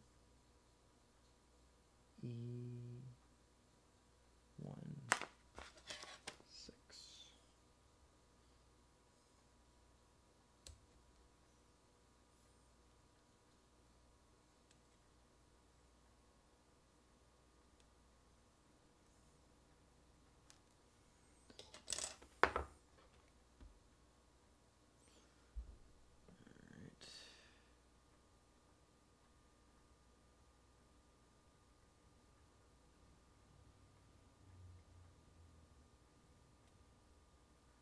That's for me as an MI8 fan.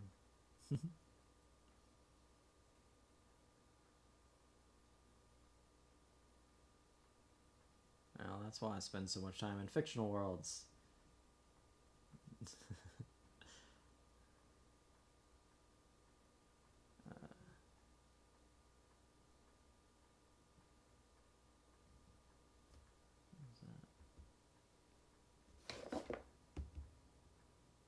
Come on.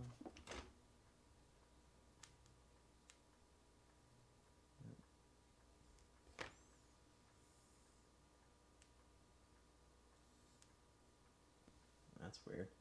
My phone just turned off for no apparent reason. I don't think it died. It might have.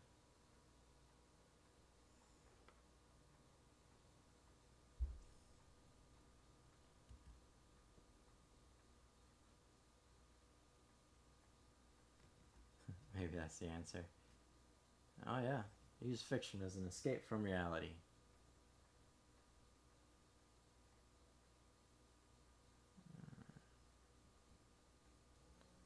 I got hooked on that helicopter after learning how to start it up in a simulator.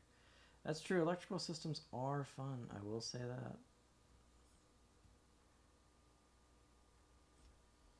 Alright, now.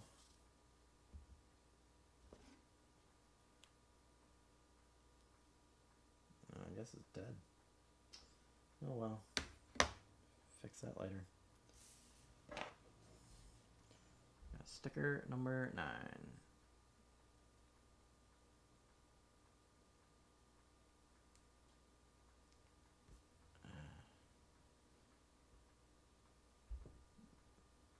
Maybe next year I'm gonna try to build my own PC.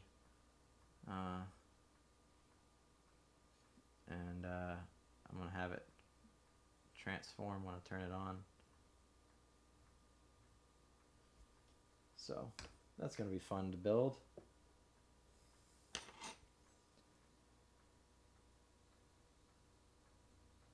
Right now I'm just using like a laptop. It's not super powerful, but it does what I need it to do. But it cannot, and I repeat, cannot run Hogwarts Legacy. I tried.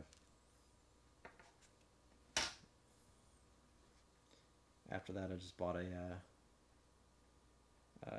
Steam Deck to play that. Man. PC builds are easy. High-end GPU prices aren't. That's very true. That's very true.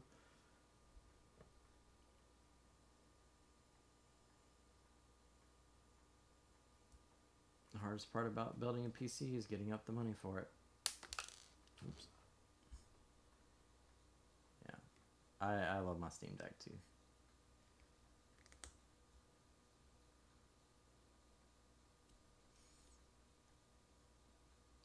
I'm waiting for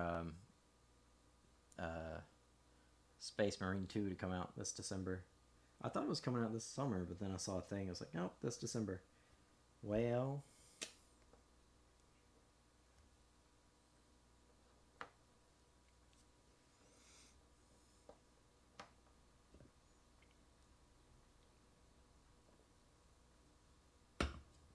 Alright, let's see.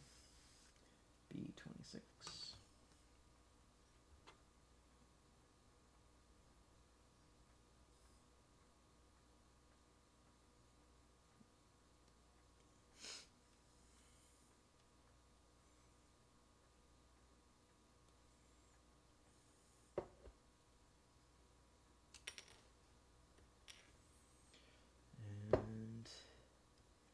2027.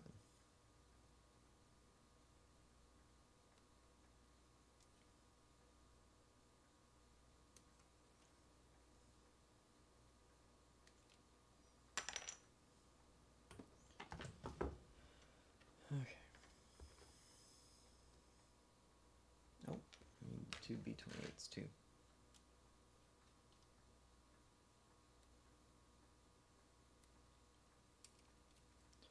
Tried out bolt gun.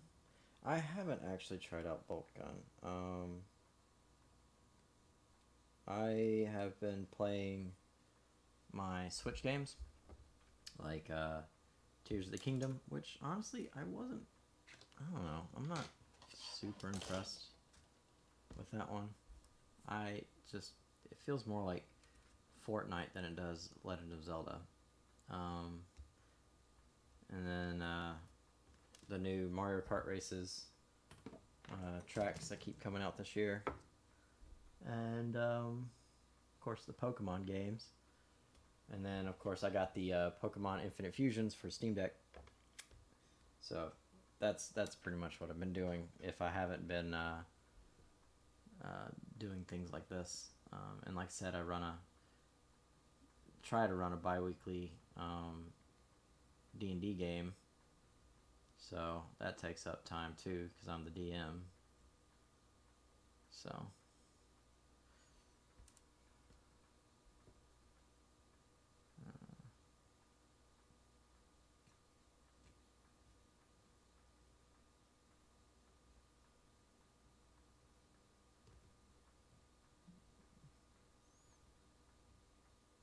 doesn't help that my work keeps sending me everywhere. I have to like stop whatever projects I'm working on while I'm gone.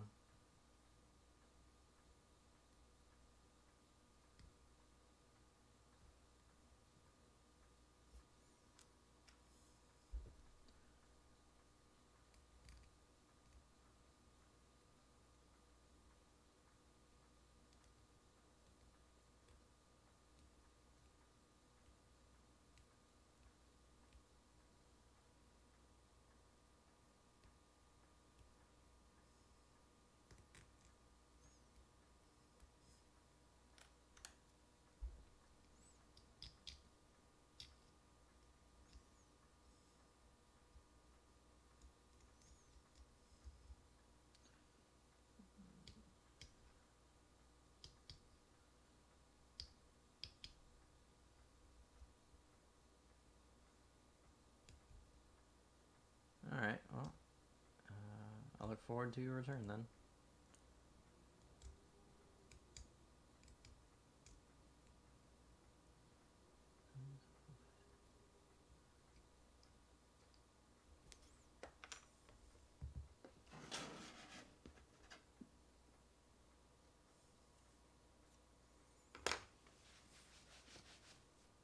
Okay. So, put this here. And put this here.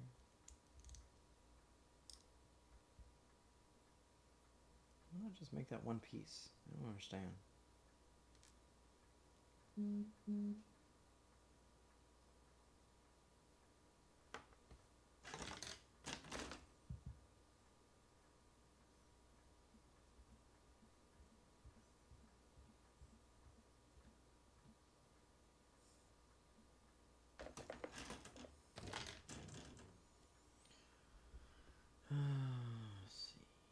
So, looks like that's on the bottom.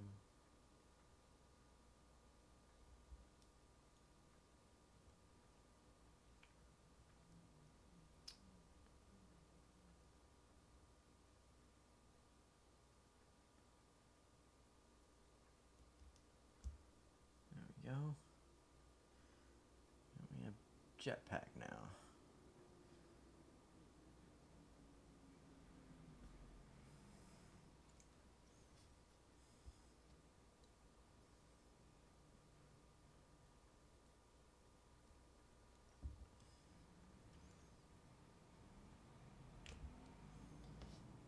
Alright, build the head. C12.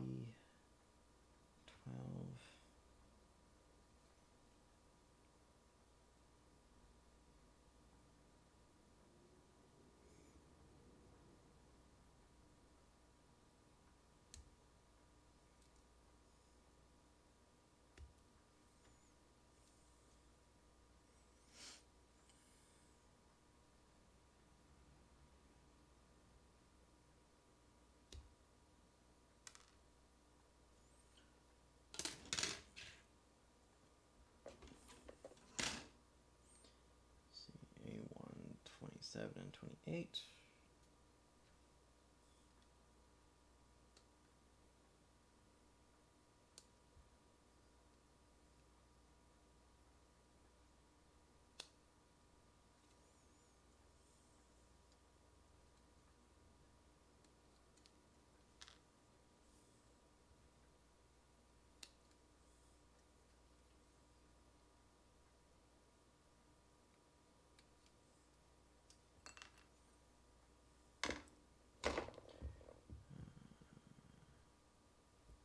And a 26 as well.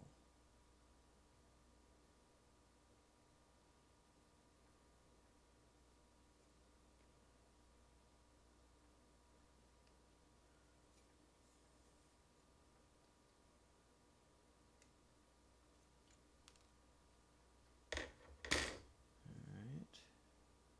And I also need an E1, 1.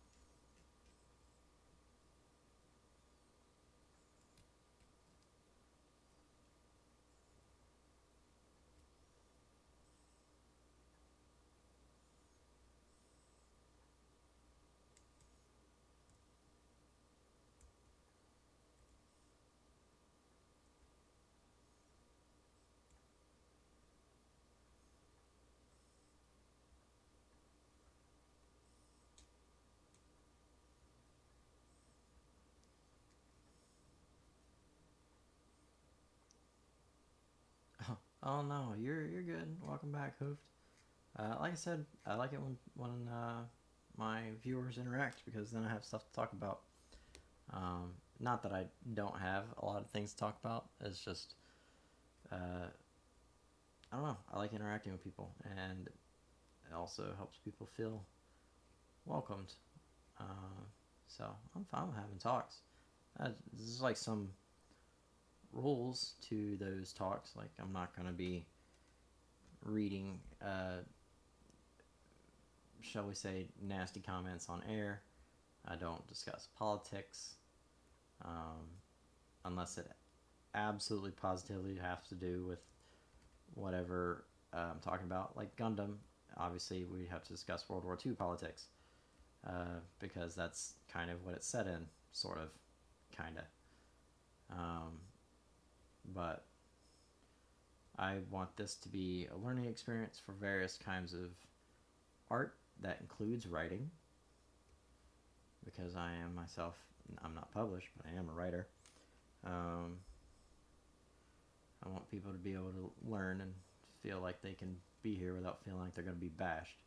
It's not the point of this. I don't want to do that.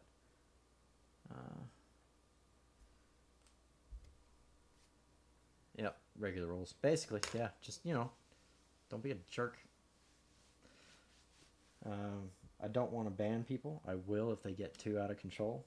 I haven't had to yet. I thought I might have to a couple weeks ago. Well, it's like a month ago at this point.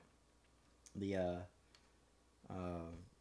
the guy wanted to come in and just start talking politics and going this, that, and the other, and I calmed him down, and then we had a nice conversation. Once he realized I wasn't going to play by his rules, I wasn't going to fall into the trap, and agreed with him, and I wasn't going to fall into the trap and lose my mind over something. And once he figured out I wasn't going to throw a temper tantrum, we actually had a decent conversation. So, ooh, that was close. I almost forgot to put a sticker on. So, in the end, it worked out. But, yeah.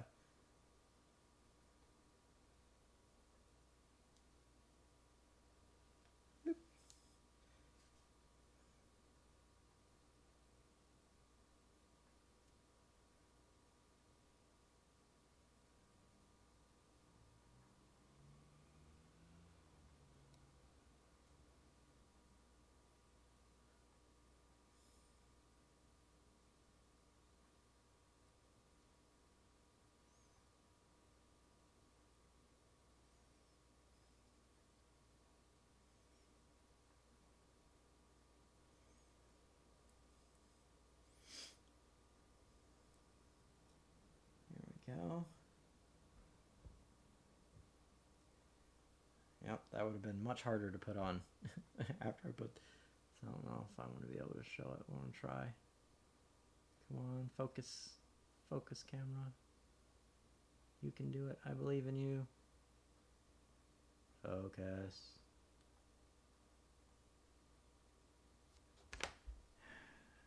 Fine. I will do it manually.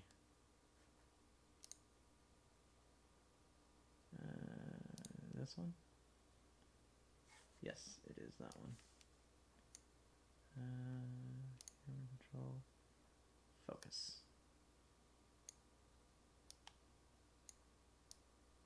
Oh, it's on auto. There we go. Haha. There we are. Put his eyes in. It's a little black and green sticker. And that would have been really, really hard to do after I put that faceplate on. Sometimes I think the flat of your palm behind the object can help it focus. Maybe. I'll try it. I'll try that next time. So I'm about to put on another sticker, so I'll try it then.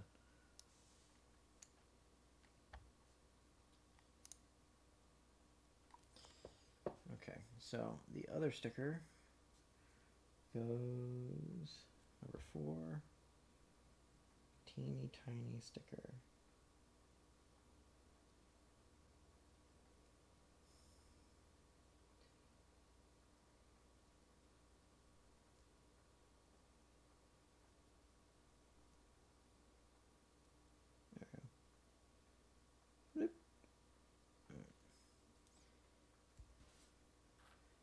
It goes in this guy.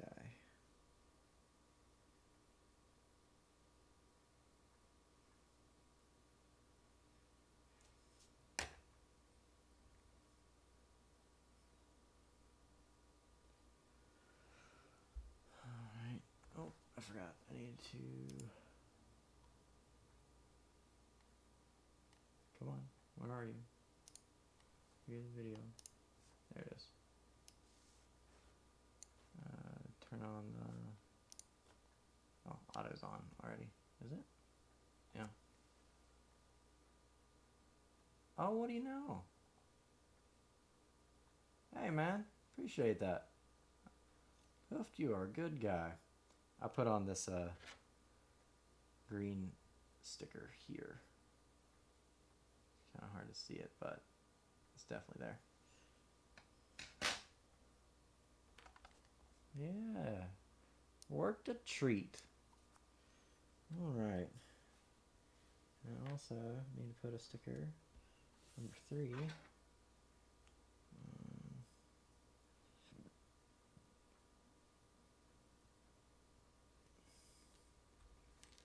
Oops. Yep. It's teamwork.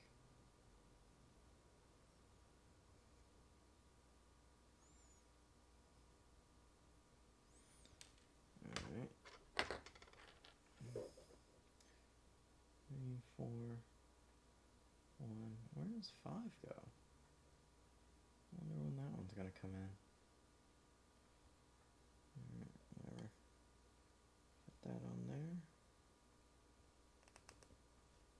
Boom. Look at that. Alright, just turn you around.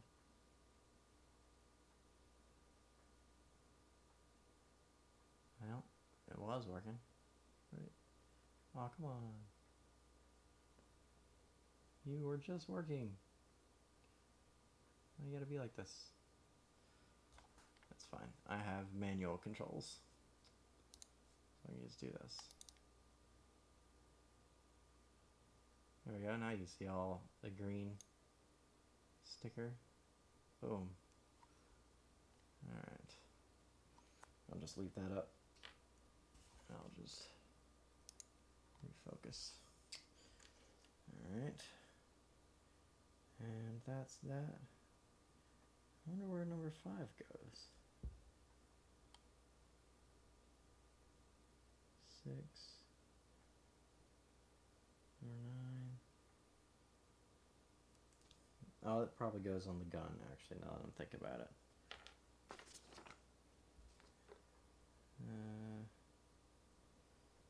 7, 8.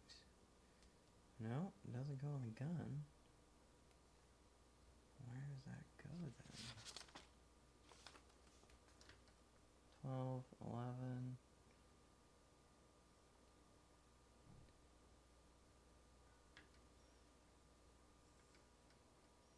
I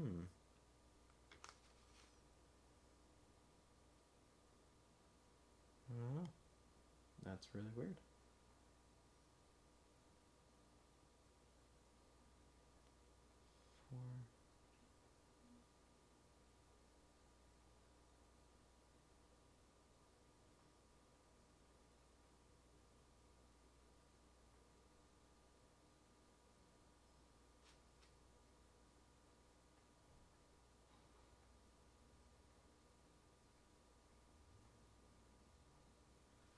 Huh?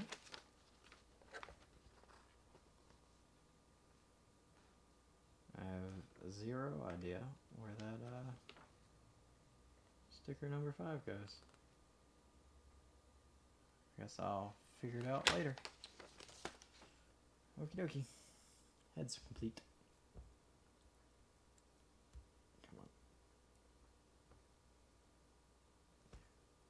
on. Ta-da!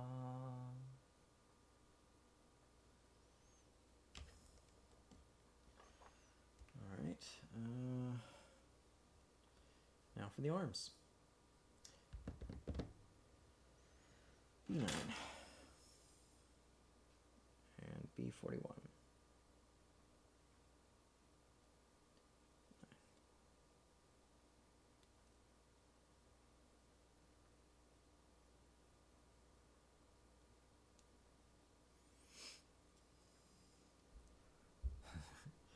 No, he might have skipped arm day, but he's doing a little bit of arm building at the moment. He definitely didn't skip leg day, though. Ah.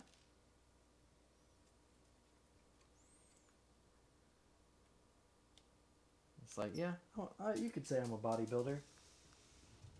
Oh.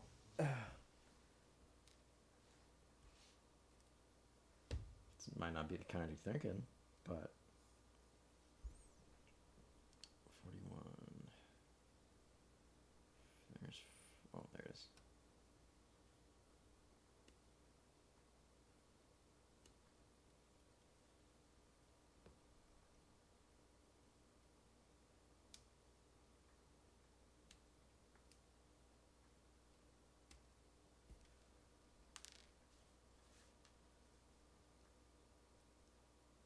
Dating profile, bodybuilder.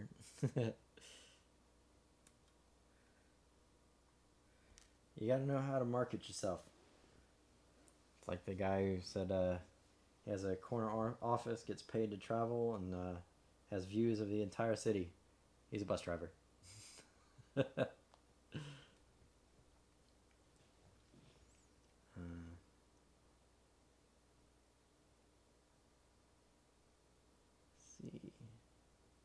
That's it for the B's, and we get the A's. 8.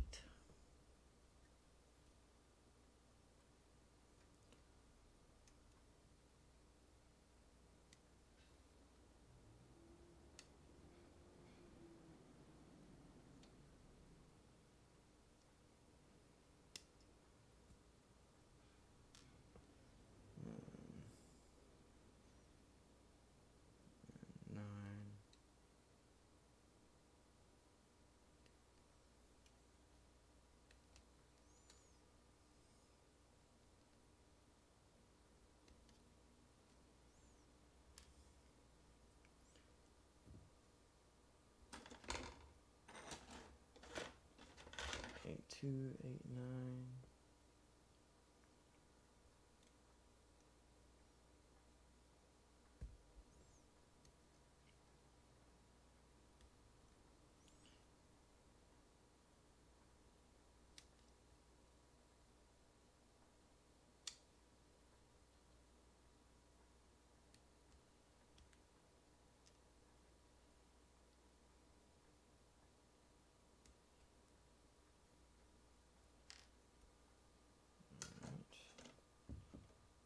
PC 3.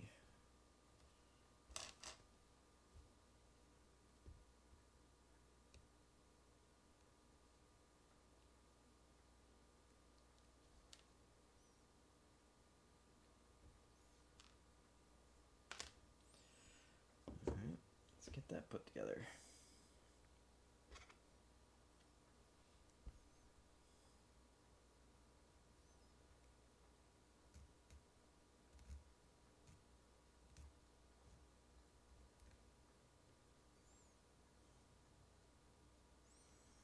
Probably go for another half hour.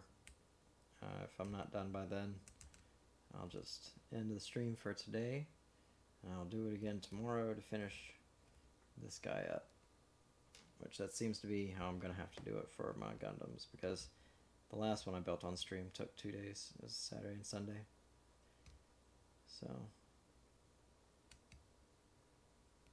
I know my perfect grade's going to take a good long while, so that's probably going to be like 2 or 3 weeks of Saturday and Sunday, just because of how many pieces there are and how much care I'm going to be putting into it.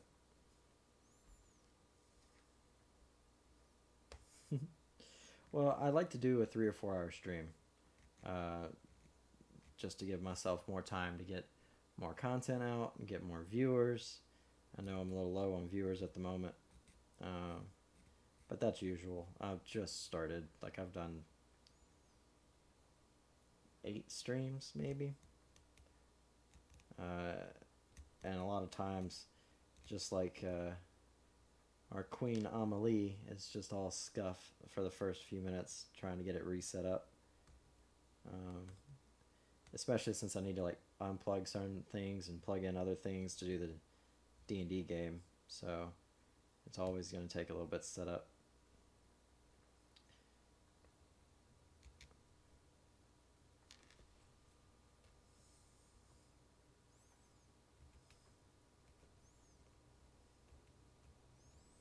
So tell me, what you said you don't watch Gundam. Are there any animes that you do watch?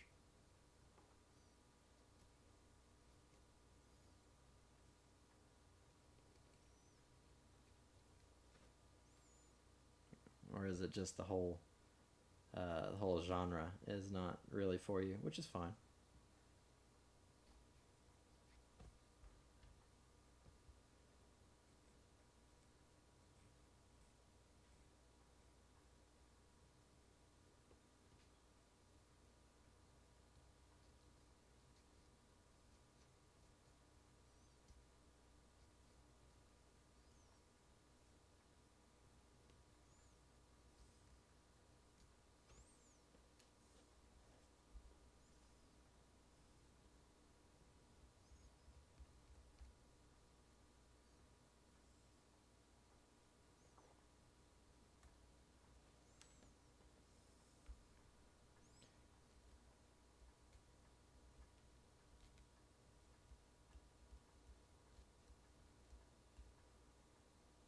Basic stuff. Death Note, a few films like Akira and Jinro.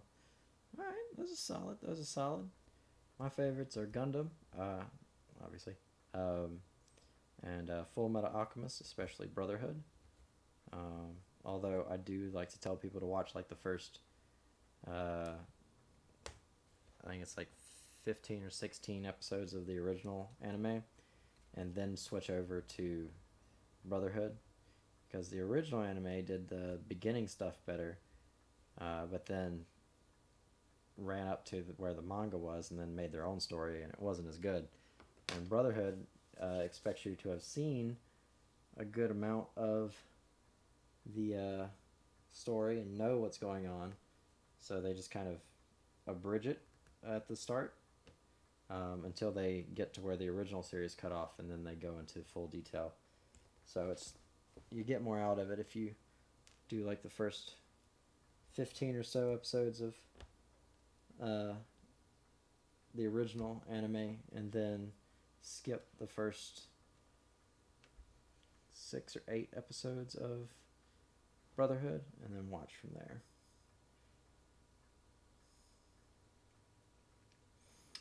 I also like Dragon Ball Z.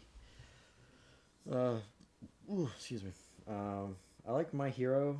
I wasn't too caught up with it when it was like first airing. I was like, it's okay. But like after the 3rd or 4th season, I was like, okay, this is actually pretty good now.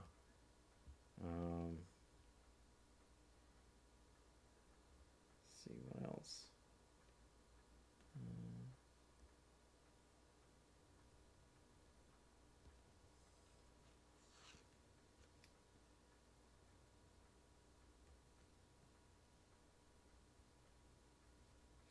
There we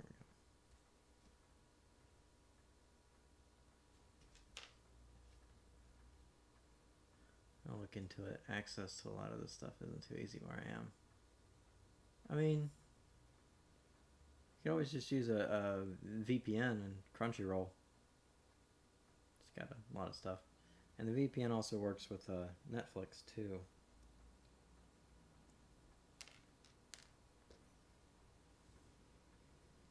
And that's still legal, I think.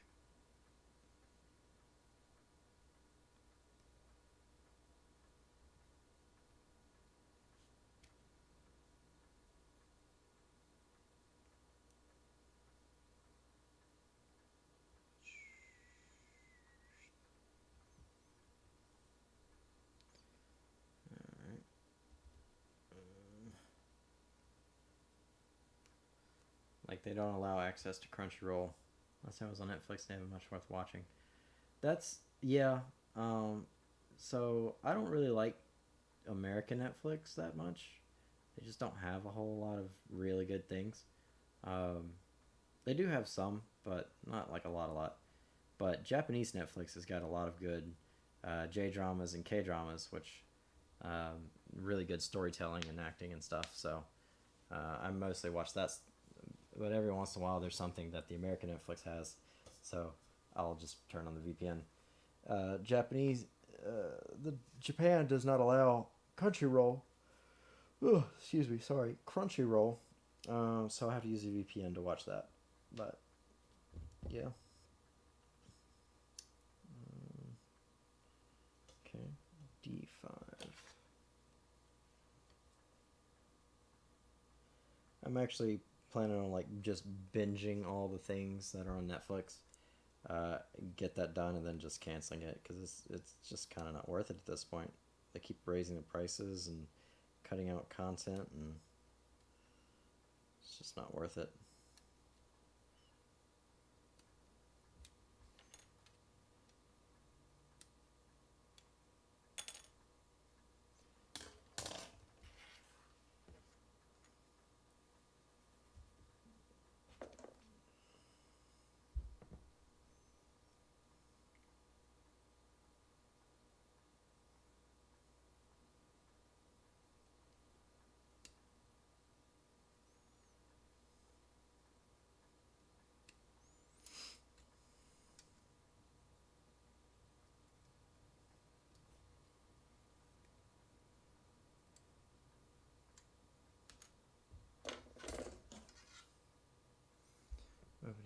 try to find the ones that are just considered classics.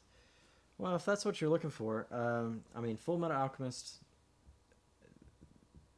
you can't really go wrong with that one. Rurouni Kenshin, they just started a new series. I think it's retelling the original, just with updated animation, but the original is really good.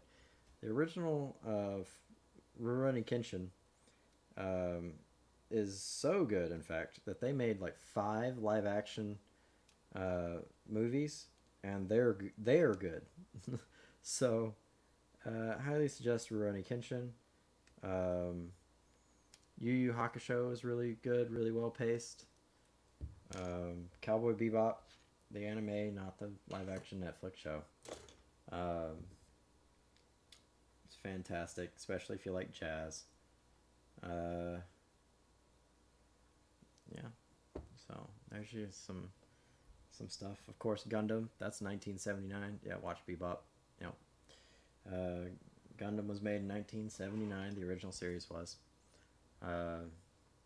So that's pretty classic. Jet is pretty cool. He's probably my favorite character out of that as well. Although I do also like Ein.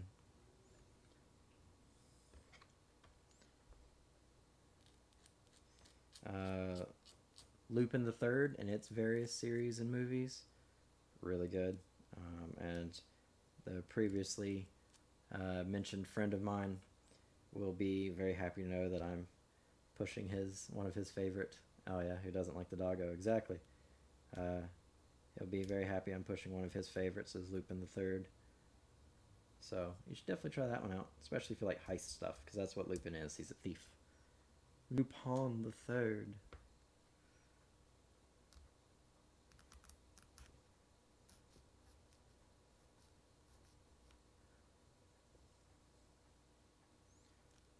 Not to be confused with Netflix's Lupin. They have similar origin, I guess. I've seen some spicy clips from Lupin. Yeah, probably. But yeah. So Netflix's Lupin, starring, what is that actor's name? I can't remember his name. He's the guy who played Luther in Luther. Anyways, he is playing the French thief Lupin, and then Lupin the Third is supposedly like the descendant of the original Lupin, kind of thing.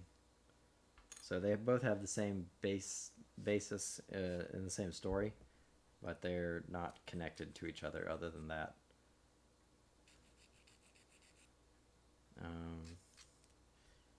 It's a pretty good series, though. Let's see, this is supposed to go up here and then flip over. Bam.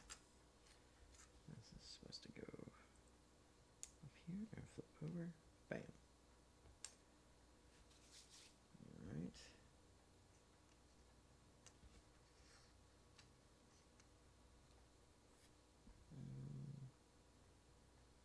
Also in twos, or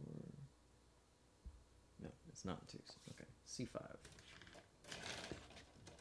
Anything they touch doesn't honestly avoid Netflix originals. Yeah, so I like the first 2 seasons of Castlevania, when Dracula was the bad guy. The second 2 seasons of Castlevania, not so much. Wasn't very, honestly, impressed with it. And then they're coming out with a new Castlevania following a different game, but they doesn't look like they're using Dracula, even though he's the bad guy from like every game. Yeah, it's an animated Castlevania show. The first 2 seasons were honestly really good. But the third and fourth season, I was not very impressed with it.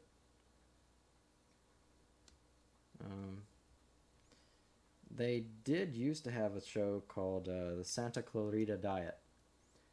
It's a live action show. It's got Drew Barrymore and Tommy Oliphant or something like that. Really good show. Went for 4 seasons, and then it just kind of, they just canceled it on a cliffhanger. It's like, well, that sucks. A1, 10.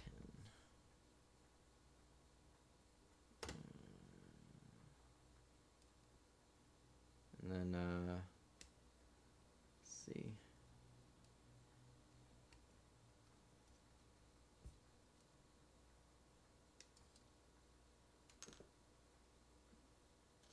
What else have they done? I don't know if they're the ones who did the Good Place, or if they just have the Good Place on Netflix. That's 5 seasons on Netflix. It's really good show. I very much enjoyed it. Marco Polo. I haven't seen Marco Polo, so I can't say whether or not I think that's any good or if I like it or whatever, because I haven't seen it. But I like the story of Marco Polo, and I've seen some movies of Marco Polo that's really good, but I haven't seen Netflix's yet.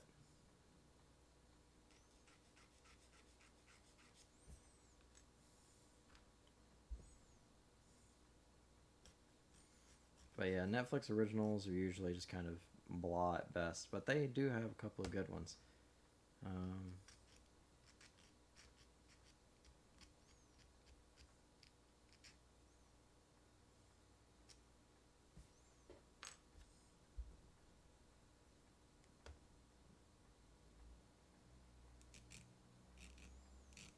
They did come out with one called Kupo and the Age of Wonder Beasts, or something like that.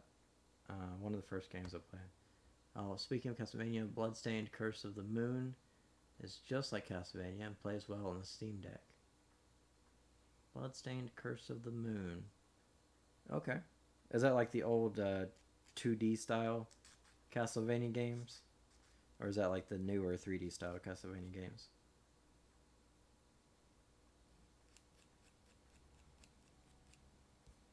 Old style. Nice. Nice.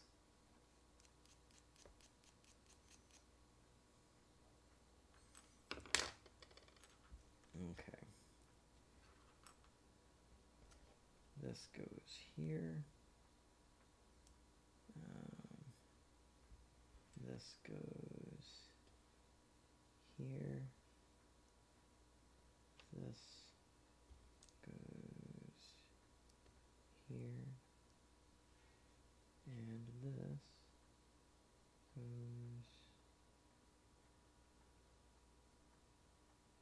here. Is that right?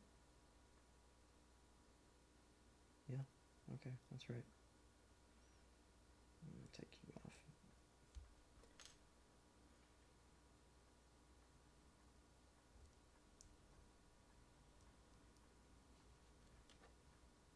Put you on.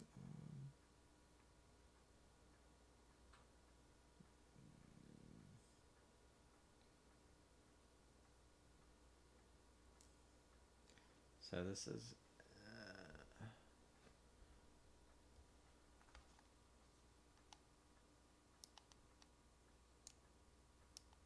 really wish the thing was bigger.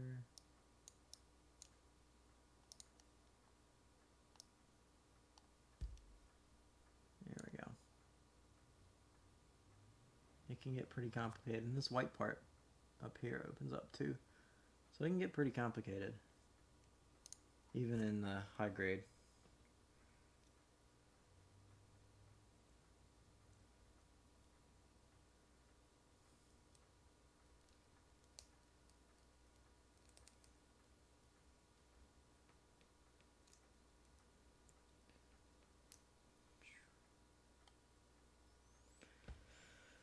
All right. Let's see, 6 and 7.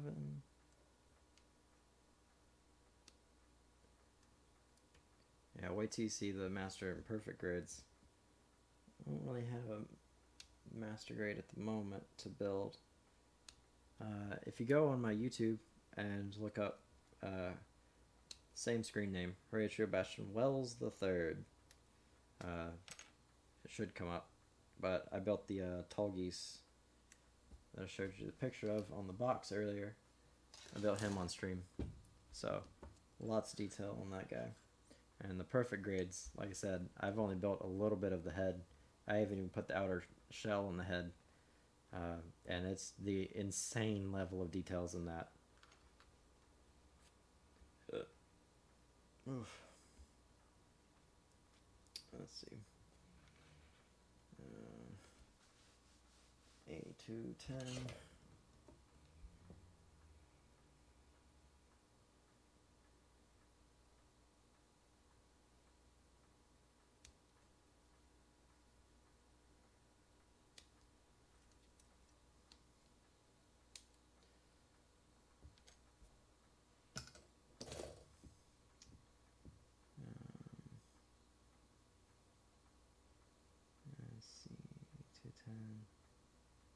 C6, 7.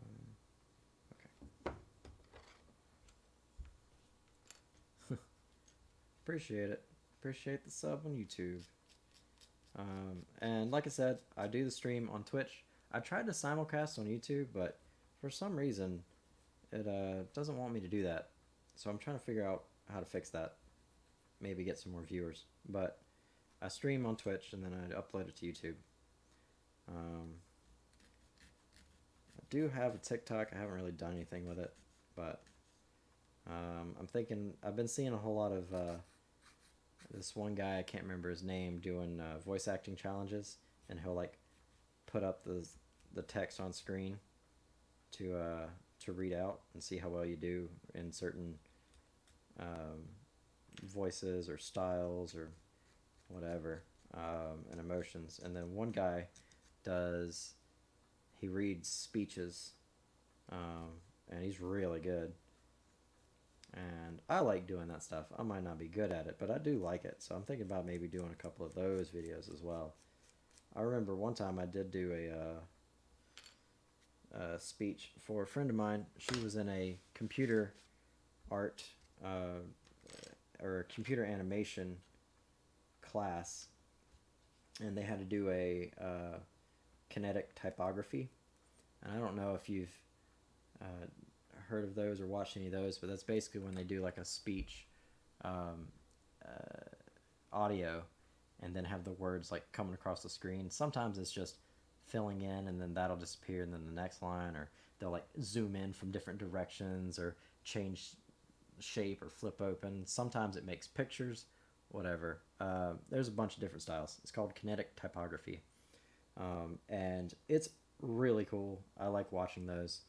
But she had to do one of those, and she didn't know what to do for the audio on that. But she wanted to either have the to be or not to be soliloquy of from Hamlet, or a excerpt from Lord of the Rings. I want to say Return of the King. From the books, and she is kind of a shy person. She doesn't really like get in front of people. She doesn't like doing that kind of thing. So she asked me, she knows is a large ham, if I would be willing to do that for her and send her the recording. So I was like, yeah, of course, I'll do that. So I went to Walmart and I bought like a $30 Go mic. Like it's this little USB teeny tiny mic. Like it's like this big in this area.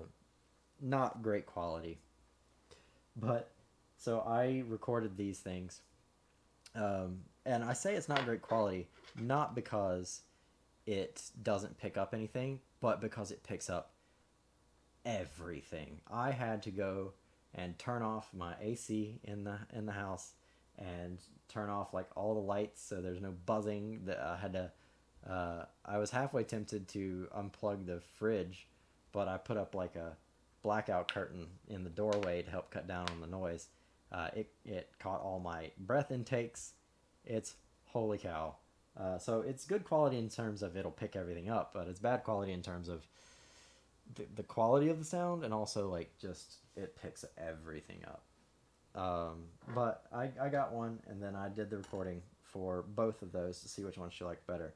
But every time I sent her one, I was like, wait, so here's the one that you wanted, where it's just me reading it. But here's the one where I'm doing like this. So like the to be or not to be is like to be or not to be. That is the question. Whether it is nobler in the mind, blah, blah, blah, blah, blah. Right? And it's just reading it like that, putting emphasis and emotion into it where necessary, but not doing much other than just doing that. And I was like, well, here's this, but also here's a version where I basically did like a Jekyll and Hyde or Schmeagol and Gollum version. And she was a little worried when I sent that because I emailed it to her, and that's what I said in the email. Uh, she was like, I was worried when I opened it, but of course it wasn't that ridiculous. Like I wasn't just speaking in voices. But what I did was, because I don't know if you know this or not. I don't know if you've ever read or studied Hamlet. But the to be or not to be soliloquy is him talking about killing himself, and whether or not that's like what he needs to do, whether it is nobler in the mind to go through all this stuff that might not be great or just end it all. So whenever he was talking about living, I would speak like this. It's been over 20 years. Well, there's the general breakdown of just that bit of Hamlet. But yeah, so whenever he was talking about continuing living, I would be speaking like this. But whenever he was speaking about killing himself, it would be a deeper voice, just slightly, not much, but slightly. So it's whether to be or not to be. That is the question. Ah, there's the rub. But maybe it's better if I were to continue fighting the good fight, and it'd just be something subtle like that. And she liked that, but she liked my reading of the excerpt of Lord of the Rings better. So she's like, but could you change this to this? And I was like, yeah, I can do that. That's fine. And then so I did that, and I was like, well, while I was doing this, I also decided to change this part. And then she was like, oh, I like that. There's this one part where you like messed up on the pronunciation of such and such thing. I was like, okay, cool. So then while I was doing that, I discovered this other thing. I was like, oh, I could. So here's what you requested, but also here's one where I did this thing. And it just kept going like that. And by the time we were done, even with that $30 Go mic, I gotta say, it was really good. And I've been thinking about redoing it with my better setup now, because I have like a blue mic, not the color but the brand, and like better audio equipment, better computer, audio recording programs and things like that. But by the time we were done, I had done such a good job that when she played it for her class, no one talked about her video. It was only the audio of it, and I kind of feel bad because I wasn't trying to overshadow the video she was making. I was just making the best recording I could do. It's just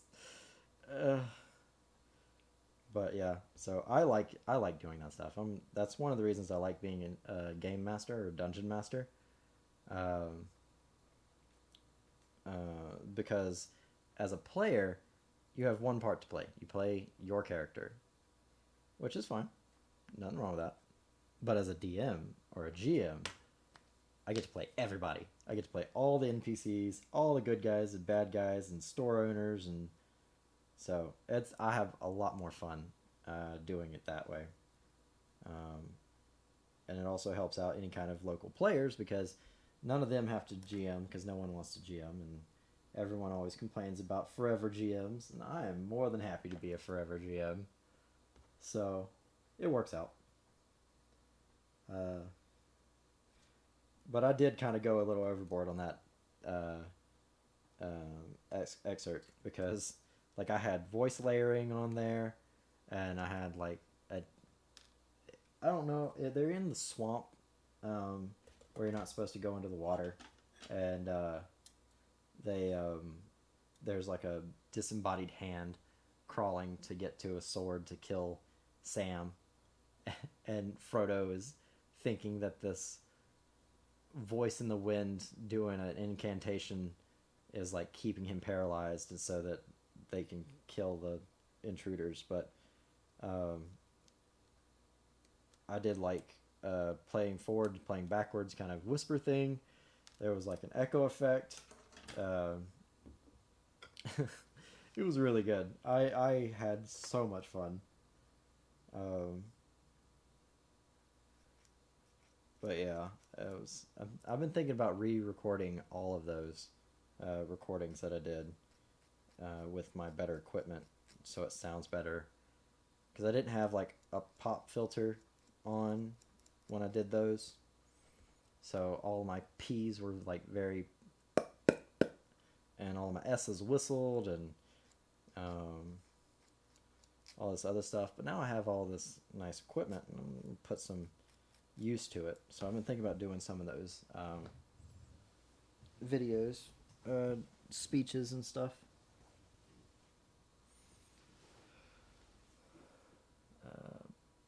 Plosives? Is that what they're called, or is that just what you call them?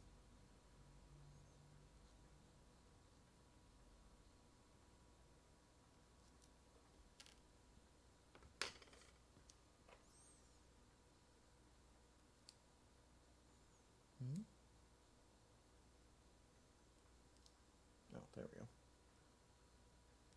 Now I got some like boosters going on. Let's see if the palm trick will work. Nope, palm trick's not gonna work. So we're going to there. Oop, there we go.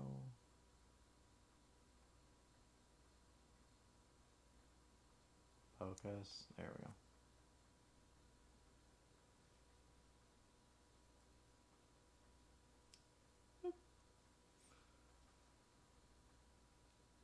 Oh, okay. Yeah, that's basically what was happening. I just didn't know what they were called. But yeah, so. And the S's whistled and stuff. But now that I've got this better equipment and have actual, like. I built a pop filter for later. What happened was I got a little bitty cardboard box and some foam that was used for, like, mailing things, and put that in there, put the Go mic in there, and then got a metal coat hanger and undid it, and then made a loop and fit that in there, and then I had a little hook down under it to prop it up at an angle. And then on the loop that was in front of the mic, I took some pantyhose and put it down over it, so it was just like a little homemade pop filter for like this other thing that I did a reading for. So yeah, now I do actually have, like, you know, there's like my Go mic, or my blue Spark SL, and professional-ish pop filter and noise catcher, and so.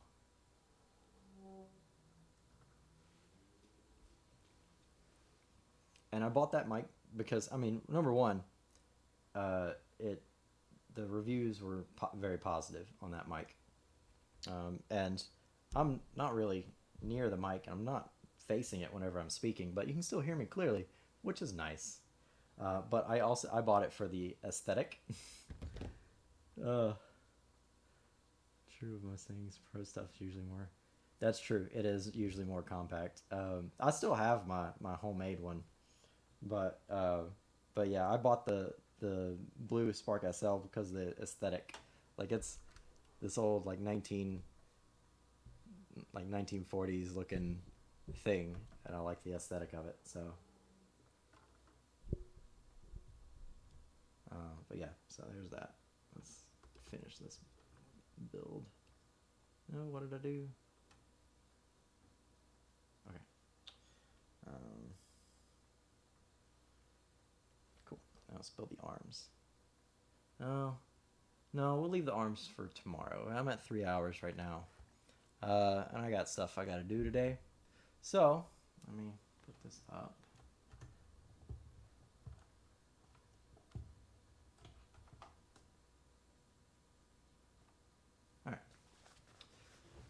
hope you guys enjoyed the building of the Wing Zero, or at least part of the Wing Zero. I will be on tomorrow, probably around, we'll say 8 a.m. Tokyo time.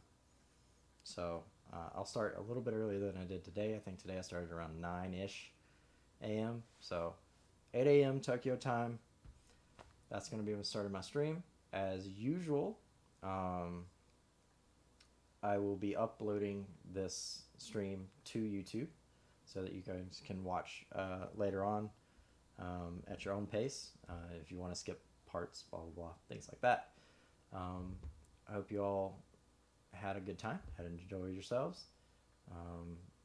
But yeah, so tomorrow, let's see, what is today? The 29th, so the 30th of July, 8 a.m. Tokyo time. Come back for see part 2. Hope you guys have a good day. Subscribe down below. Like the video. Please help me out. Because the more people that watch me get more viewers, more viewership, more likes, more subscribers, the more it gets out there and the more people can see the techniques and things that I'm using, and maybe they find a hobby, or maybe they'll get into art or building things or making things, and that becomes a job for them and they really like it. So, you know, let's push this thing going. I don't need the money. I'm not doing this for the money. I'm not signed up to get money from Twitch, from YouTube, or from TikTok or anything like that. This is just a hobby for me, but I'm trying to pass it on to get other people involved in art. So, hope to see you guys there. It's Horatio Bastion Wells III, and yes, I'll do the voice. I'm your host, Horatio Bastion Wells III, signing off.